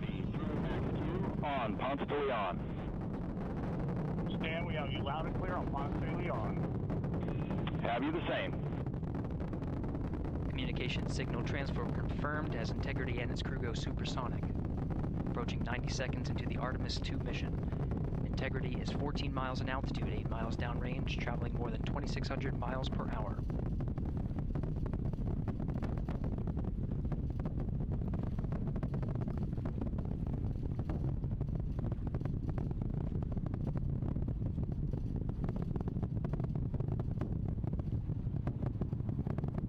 Minute 50 seconds of mission elapsed time, standing by for main engine throttle down to 85%, ahead of solid rocket booster separation, expected at the 2-minute 9-second mark. We see throttle down.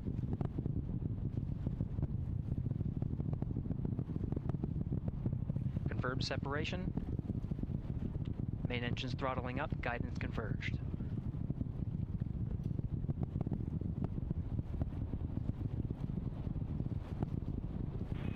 Integrity, guidance converged, performance nominal, upper stage RCS ready. Copy all, Stan. Integrity, SM priming complete. SM priming complete. 2 minutes 45 seconds of mission elapsed time into the Artemis 2 mission. Thrusters on Integrity and upper stage confirmed in a ready state, ahead of service module fairing separation.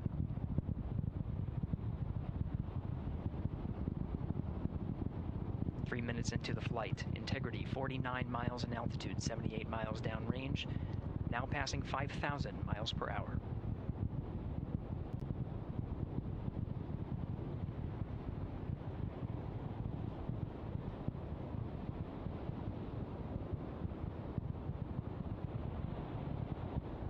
Standing by for launch abort system jettison.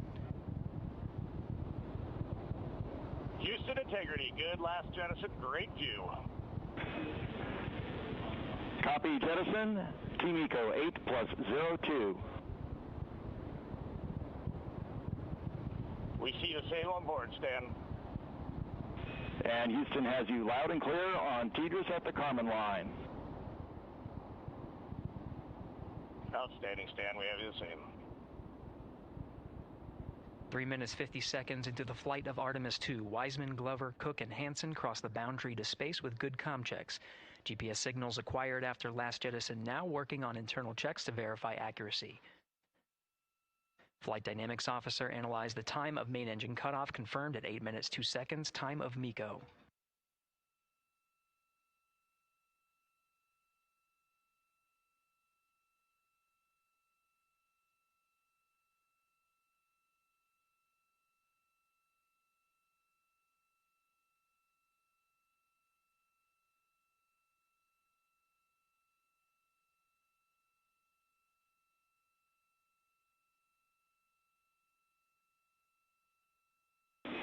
Integrity, GPS processing. Outstanding, Stan. We see the same, and we have a beautiful moonrise. We're headed right at it.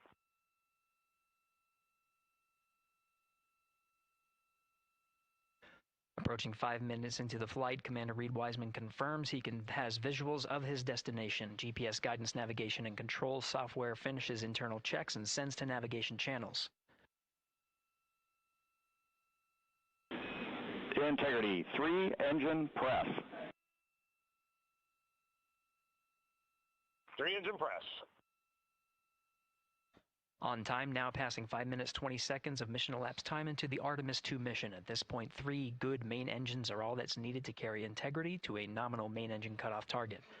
Though at this time, we're seeing 4 good engines here in Mission Control Houston. Integrity, 75 miles in altitude, 330 miles downrange, approaching 10,000 miles per hour.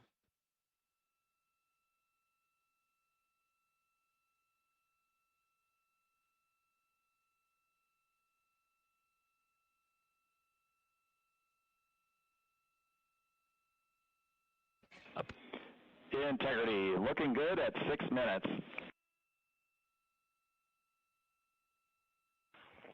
Same on board, Stan.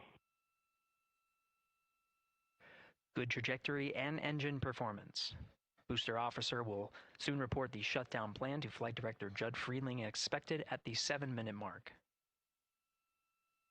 Integrity, 78 miles in altitude, 460 miles downrange. Integrity, expect nominal shutdown. Integrity copies nominal shutdown.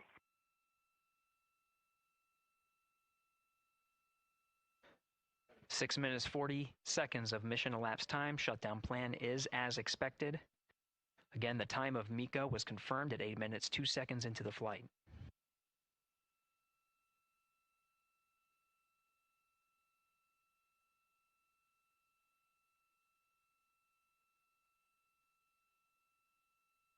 Seven minutes of mission elapsed time.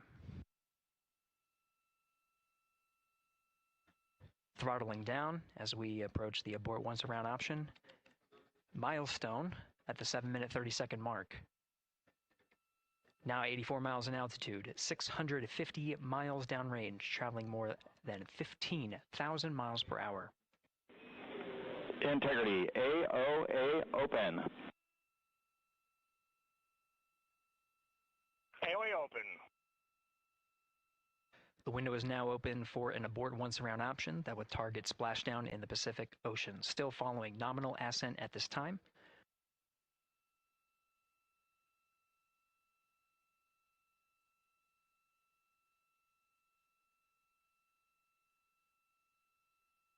About 10 seconds remaining until the main engine cutoff of the Space Launch System core stage. Standing by for confirmation of MECO and core stage separation.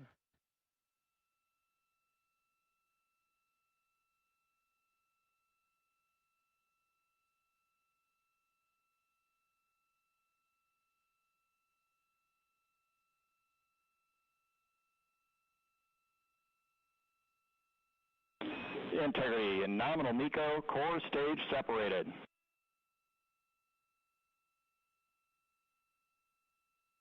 We see the same on board, Stan.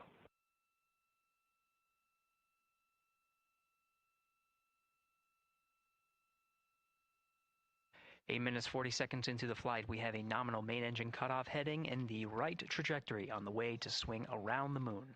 Core stage has separated, done its job. The Space Launch System upper stage, the interim cryogenic propulsion stage, or ICPS, still attached to the Orion spacecraft.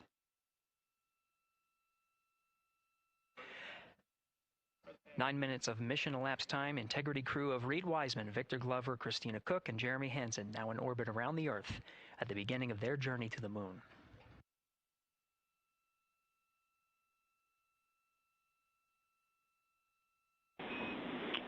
Integrity Houston, looking ahead to PRM numbers so far per the pad.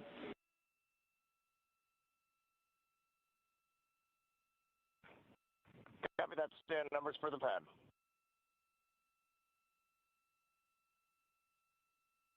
Capcom Stan Loves now reminding the crew that the perigee raise maneuver time of ignition is as expected prior to booster ignition. That time being 49 minutes, 50 seconds of mission elapsed time.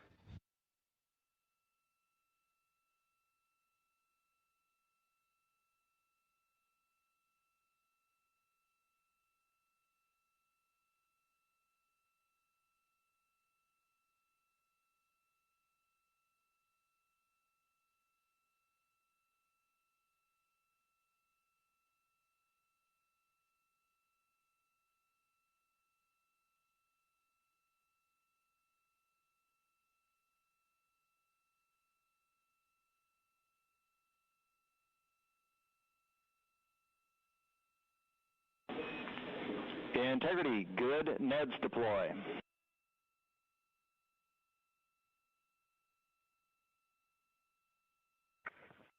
Copy that, Stan. Good, Neds.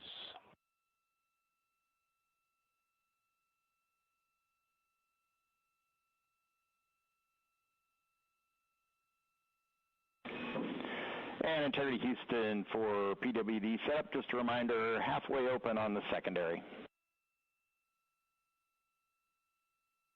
We copy that, Stan. Halfway open.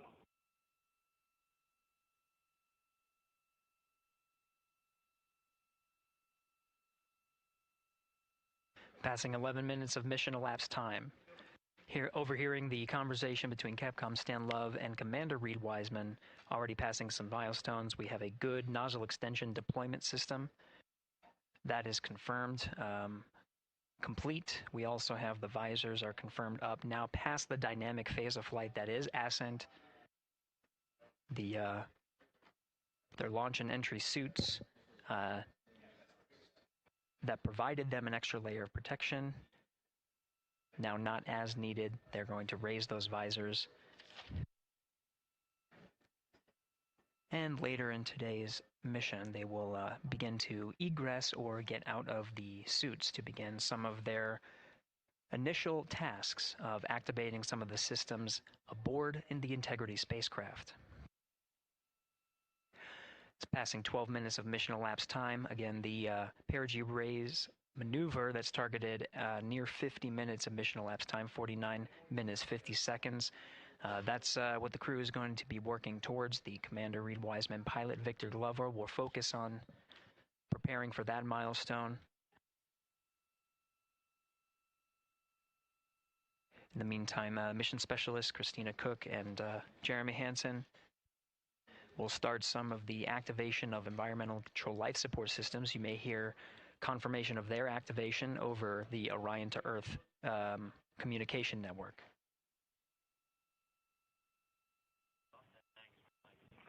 Houston, C3 aux power back in auto. Copy C3 aux, and we're 2 minutes to maneuver.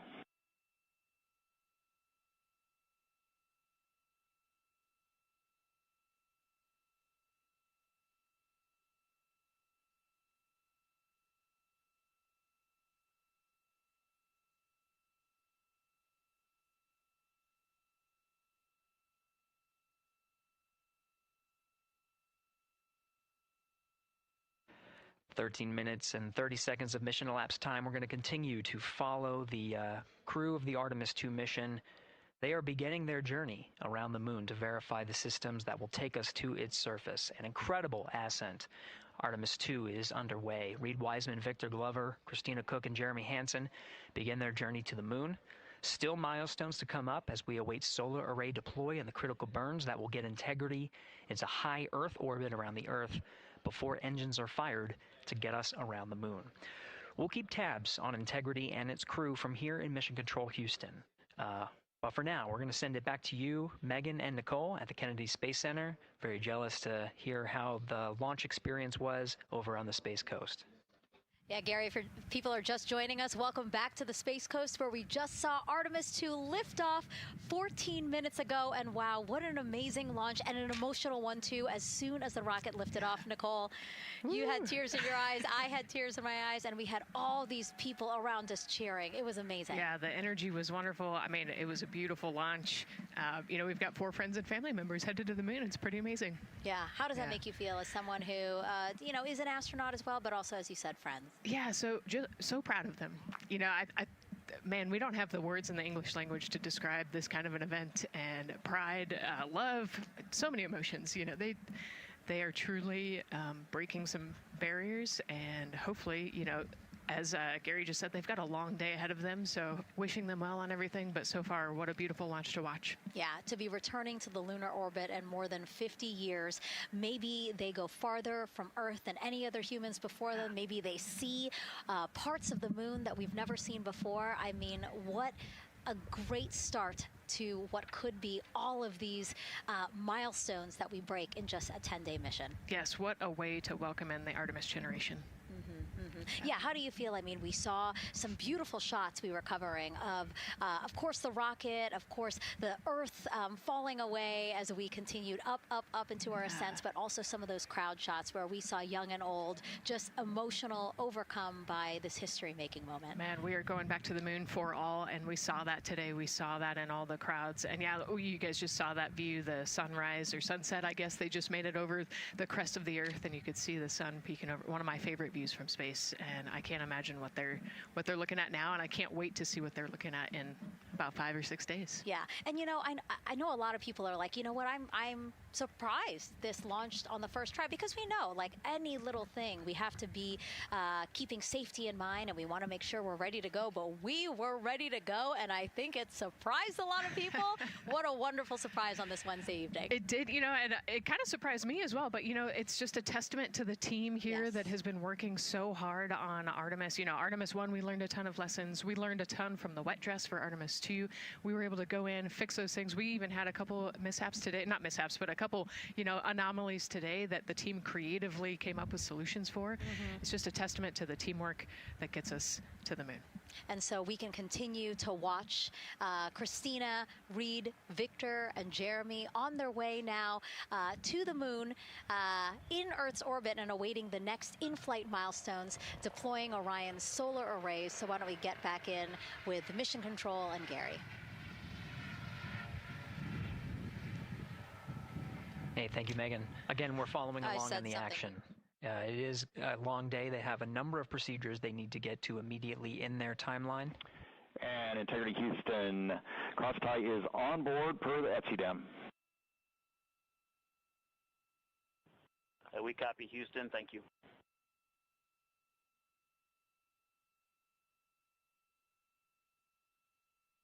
Cross-tie referring to flight controllers here initiating a connection between some of the batteries aboard the Orion spacecraft, allowing for an even distribution of power. This is the flight control teams that took us through ascent of the Artemis 2 mission today. Right now we're, as you see, passing 18 minutes of mission elapsed time. The Orion spacecraft integrity and the interim cryogenic propulsion system are maneuvering tail to sun. It is in this orientation, this attitude. Integrity anywhere until that momentary prop caution.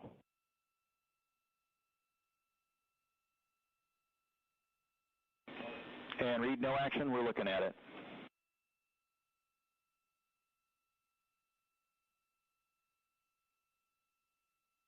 Commander Reed Wiseman verifying what is being routed to his displays aboard Integrity. Propulsion engineer confirming that no action is needed at this time. They're pressing through with their nominal procedures to prepare for the perigee raise maneuver. And of course the solar array wing deploy ahead of that. The solar wing deploy is a critical milestone. We'll continue to have our coverage follow the mission until that deployment. A successful launch is just the beginning. The deployment of the solar arrays and successful confirmation that those solar array wings are drawing power is a significant milestone and says to the flight control teams that we will continue on today's mission. Power needs to be drawn to continue through some of the next milestones. Until then, the AOA open option that was called up upon ascent, the aboard once around, is the current option, and aboard to orbit option ATO will be switched to a preferred mode at the time that the solar array wings are deployed and latched.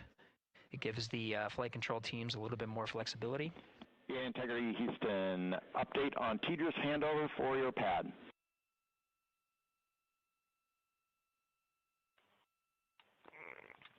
Give us just 1 minute. And Stan, you can read it. Ike is ready to copy. Roger. TDRS handover east to west expected 1 second earlier at 5:1 minutes 26 seconds.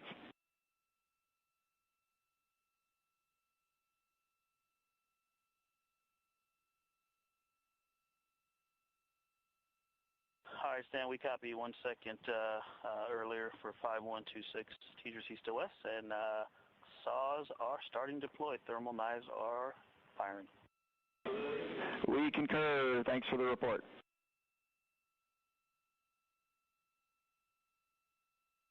Readback of the reports that you just heard on the Orion to Earth network.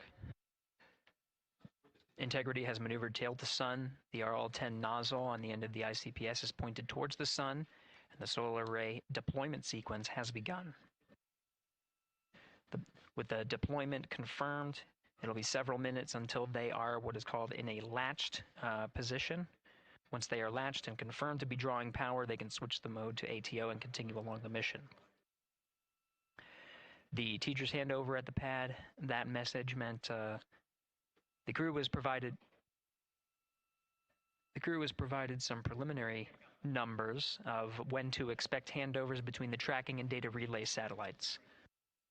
Currently orbiting Earth at an altitude of 545 statute miles above the Earth, they are in a near-Earth network communication system. The tracking and data relay satellites, geosynchronous satellites that are stationed about 23,000 miles above the Earth. After the apogee rays burn, that occurs later today, the burn itself will put them in an altitude that surpasses the range of the tracking and data relay satellites, and they will transition to the deep space network today. And Integrity, for prop messages, we see 2 temperature measurements right near the line. It's that momentary message you saw earlier. We're going to suppress those. It's CM helium heater 2 T1 and heater 1 T1. They're going suppressed. Integrity, thank you. We see the same.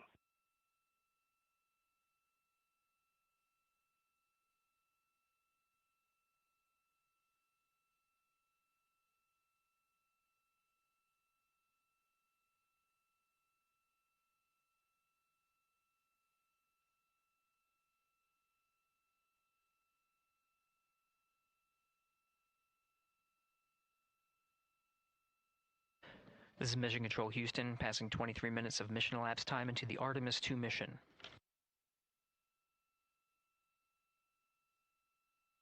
This is after a launch that began at 5:35 and 12 seconds Central Time, 6:35 and 12 seconds p.m. Eastern Time. Right now, the orientation you're seeing from our arrow visualization that translates some of the telemetry that we're getting from the spacecraft and puts it into a model so you can follow along on some of the milestones that we are following here.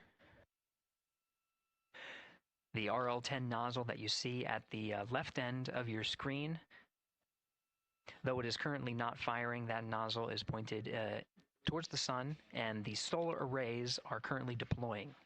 From this visualization, they look fully stowed in a position. Integrity, we are happy to report that Jeremy has the O2 sensors on. Copy O2 sensors.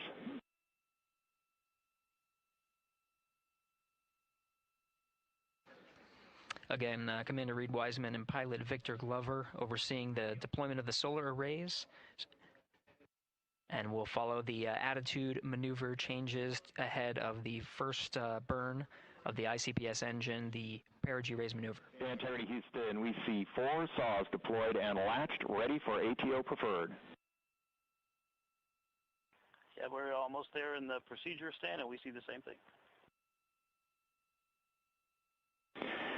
And Integrity Houston, we are seeing a 7-second miscompare between the MET on Orion and ICPS. We'd like you to read us the MET from your center status bar and for the ICPS on StackSum.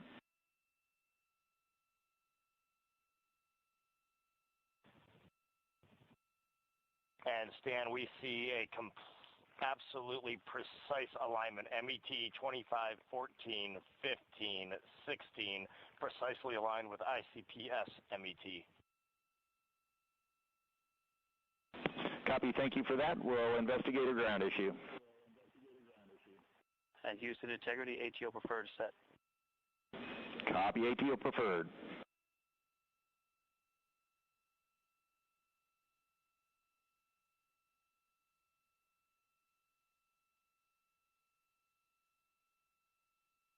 This is Mission Control Houston, 25 minutes, 45 seconds into the flight of Artemis 2.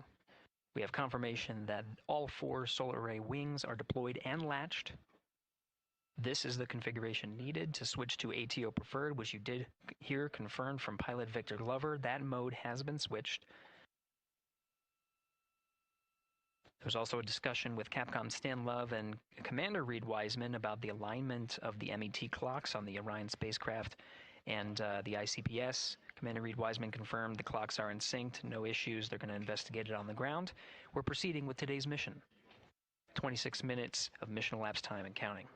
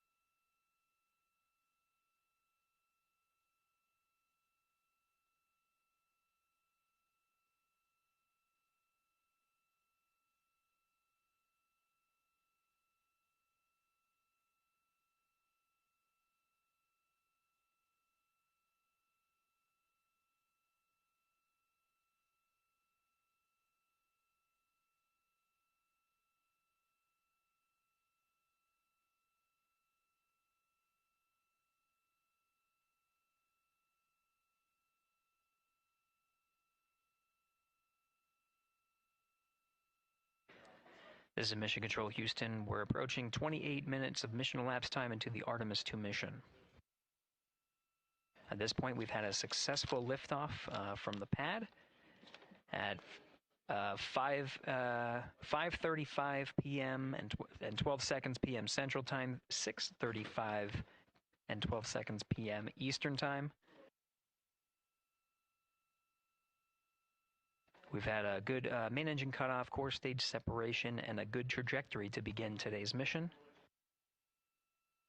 Right now, the spacecraft has maneuvered tail to sun. We're standing by for another maneuver to maneuver into the burn attitude. This is where the RL-10 engine of the ICPS is pointed in the correct orientation for the perigee raise maneuver. We did hear confirmation that the perigee raise maneuver time of ignition has been confirmed per the pad, which means it was the predicted time prior to liftoff. Integrity for GNC, we're taking channel 1 to unfiltered and to BFS. Okay, Stan, we're watching. Go ahead.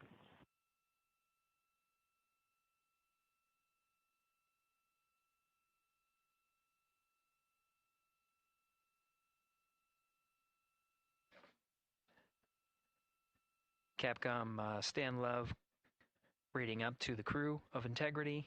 They will switch the navigation source from channel 1, standing by for confirmation that that switch has occurred.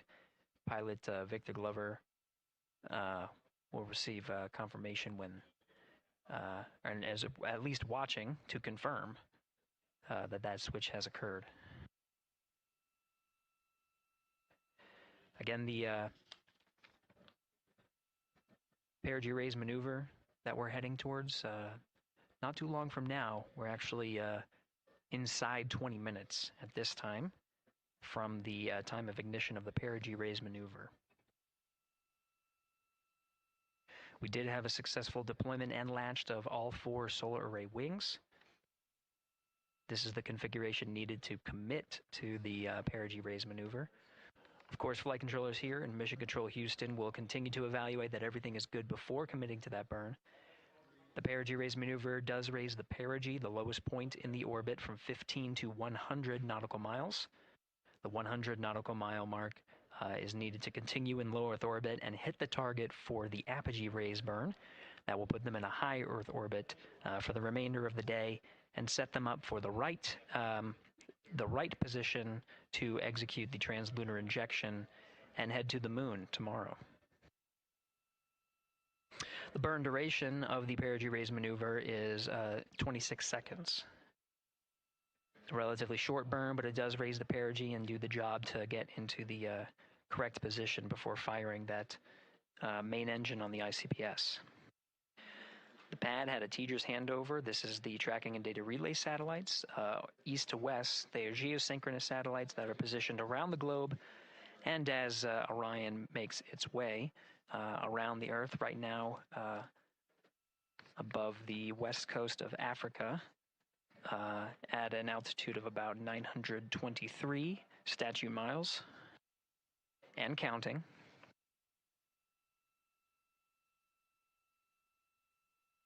The perigee raise maneuver is not executed at the perigee. It is rather executed on the, actually closer to the apogee. But what it does is it raises the perigee on the other end of the orbit to 100 nautical miles.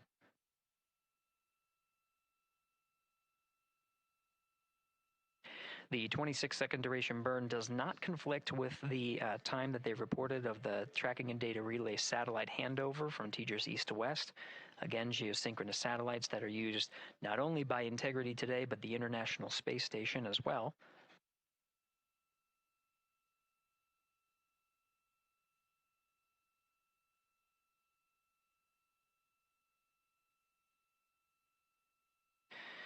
That time of handover is 51 minutes, 26 seconds. Plenty of margin before the perigee raise maneuver cutoff happens, and the trajectory is analyzed to see whether it was a good burn. A good burn means that the burn was performed as expected and sets the trajectory on course for that 100 nautical mile perigee target mark.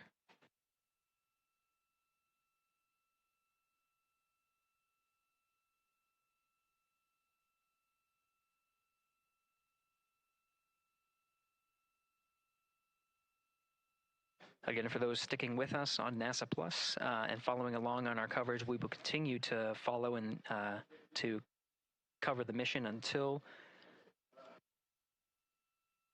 actually, we'll continue to cover the mission 24/7.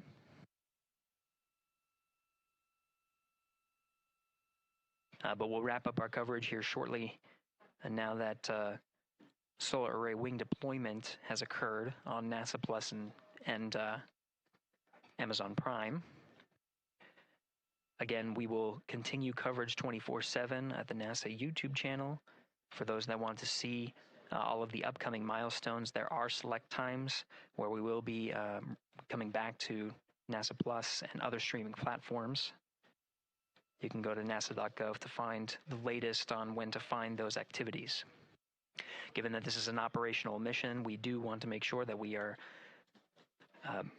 maintaining transparency in the mission and providing you all the information on what's happening in space as Reed Wiseman, Victor Glover, Christina Cook, and Jeremy Hansen head on their mission around the moon.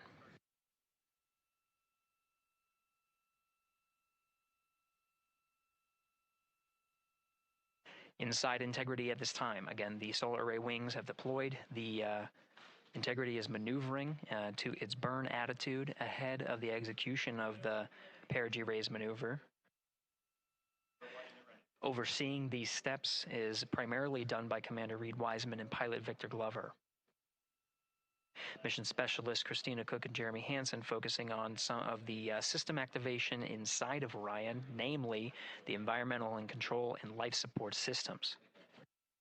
The activation and checkout of some of these critical systems are very important to continuing on the mission, making sure that those systems are in a good condition and in a reliable condition to provide the necessary environmental and control needs of the crew with humans on board through the duration of the mission that extends 10 flight days.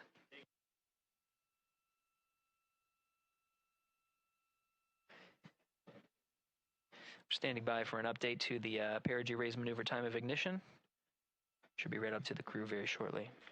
Integrity Houston, updated PRM numbers when you're ready to copy. All right, Houston, we are ready to copy. TIG is 2 seconds earlier at 4 minutes, 48 seconds. TIGO unchanged at 26 seconds. 49, 48, TIGO 26.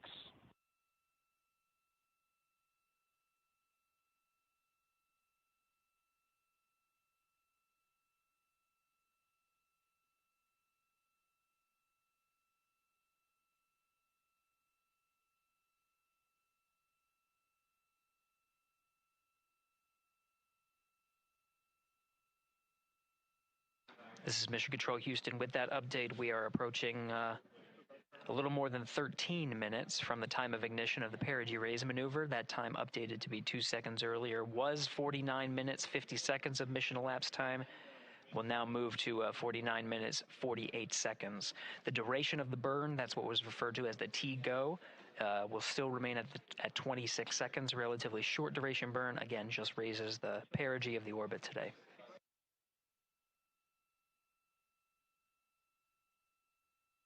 Making sure they hit the mark on that time of ignition is the primary concern of Commander Reed Wiseman and pilot Victor Glover.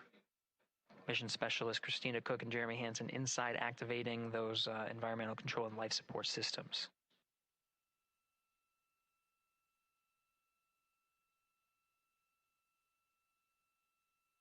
At this time, all 4 crew members are wearing the launch and entry suits. Integrity Houston, for Optimus on the PCD, we have time update instructions when you're ready.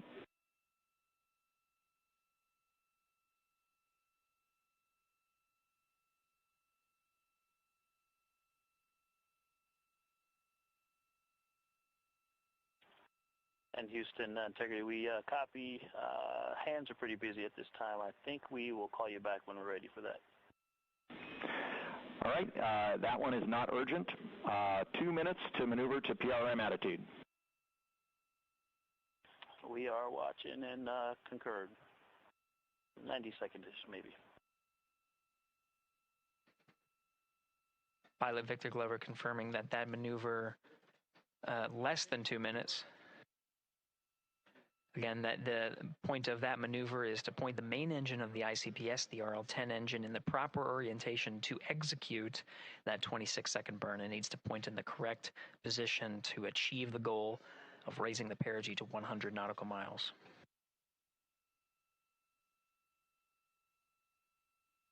You heard some of the environmental control system activations over Orion to Earth. Jeremy Hansen activated the O2 sensors. They'll be measuring the cabin of Orion.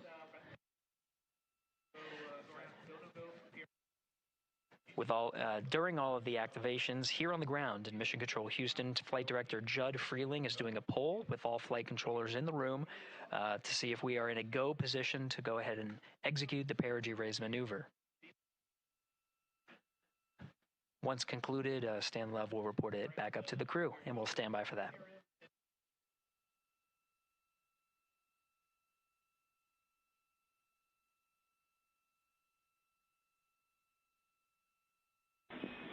Integrity Houston, MCC polls go for PRM pending attitude and saws.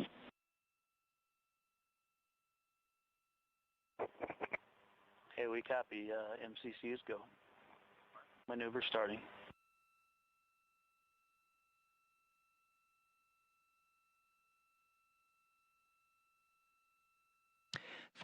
Minutes of mission elapsed time. The maneuver to the burn attitude has begun.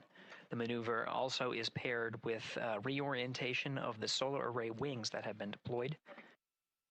They will have various positions throughout the duration of the flight. Of course, solar array is meant to maximize the draw of power from the sun. So when deployed, we're in a biased solar array wing configuration that was called solar normal.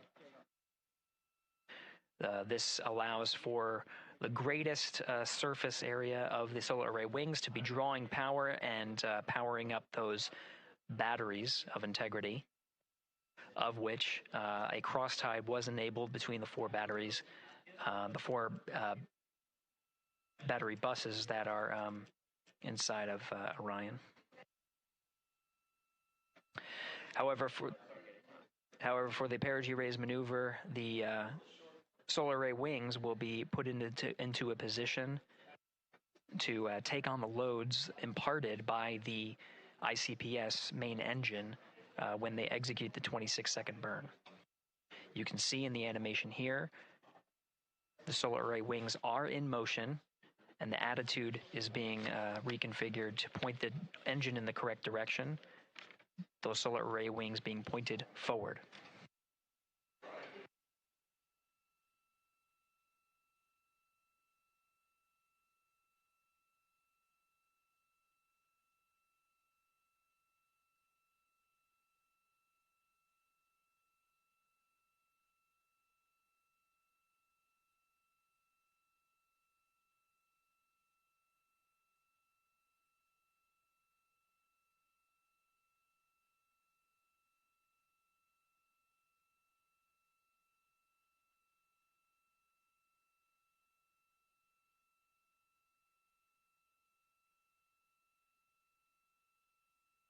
You're getting a live look inside the Artemis 2 mission flight control room. The team you see here oversaw the ascent of our 4 astronauts inside Integrity, launching at 6:35 and 12 seconds p.m. Eastern Time. Now again, this room will be occupied 24 hours a day, 7 days a week, with flight controllers shifting on 3 shifts to oversee 24/7 operations of Artemis 2 while in flight. We will cover that live on the NASA YouTube channel, and we'll be covering that around the clock as we begin to wrap up our coverage here on NASA Plus. Before I do want to send it over to our colleagues at the Kennedy Space Center. And to my colleagues, it was a pleasure to join the teams at the Kennedy Space Center and be a part of such a historic launch. Here in Houston, again, we're turning our attention to the mission. And for now, we'll say farewell and thank you to our colleagues there for today's launch coverage. We'll see you again soon for Splashdown. This is Mission Control Houston, sending it back over to Megan and Nicole at the host desk. Thank you, Gary. And yes, it was such a pleasure to be a part of this historic mission that started right here at Kennedy Space Center. It was such an amazing sight to be a part of. And now, as Reed Wiseman, Victor Glover, Christina Cook, and Jeremy Hansen begin their journey, we here at the Kennedy Space Center are about to wrap our broadcasts. We'll, of course, though, have 24/7 coverage with our colleagues at Johnson Space Center starting as soon as we sign off, so don't worry. You can follow along our 4 astronauts every minute of their nearly 10-day journey to the moon and back. Nicole, I'll definitely be watching it, and I'm sure you will, too. Yes, of course. You know, they just started, right? The launch was beautiful. This was a historic day. They're on their way back to the moon for the first time in over half a century, but they've got a lot of work ahead of them, and so we're excited to see what they have to do and excited to test out the Orion spacecraft. This is a test flight after all, and we're excited to see what we can learn from this mission. Very humbling, inspiring. It was really amazing to be a part of this, and I'm so glad that so many people joined along by either watching here in person or watching online. And of course, Nicole, thank you so much for sitting through this, answering questions, adding so much context and information that really brought a lot out of what we saw today. Oh man, I had a blast. You're a rock star. You're a professional. This was great. Oh, you're great. So this was a wonderful day. Well, again, thank you so much, and thank you to you for watching at home. You know, tonight we didn't just launch a rocket, we launched the next chapter of human exploration. Our Artemis 2 crew now on their way back to the moon, and we're taking you with us. So thank you again for watching, and go Artemis 2.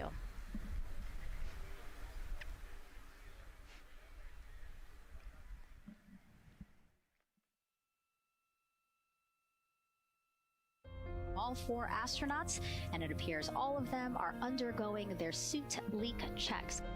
Yes, a pre-flight tradition that we have seen with our crewed flights, the card game. The astronauts who have just left crew suit up and are now walking down a hallway. And here they are, NASA's Artemis 2 crew, taking their first steps outside for their historic test flight. And the 4 of them step into their Astrovan. And off they go. Oh, this must feel so special to the crew to see all of these people here watching the crew walk across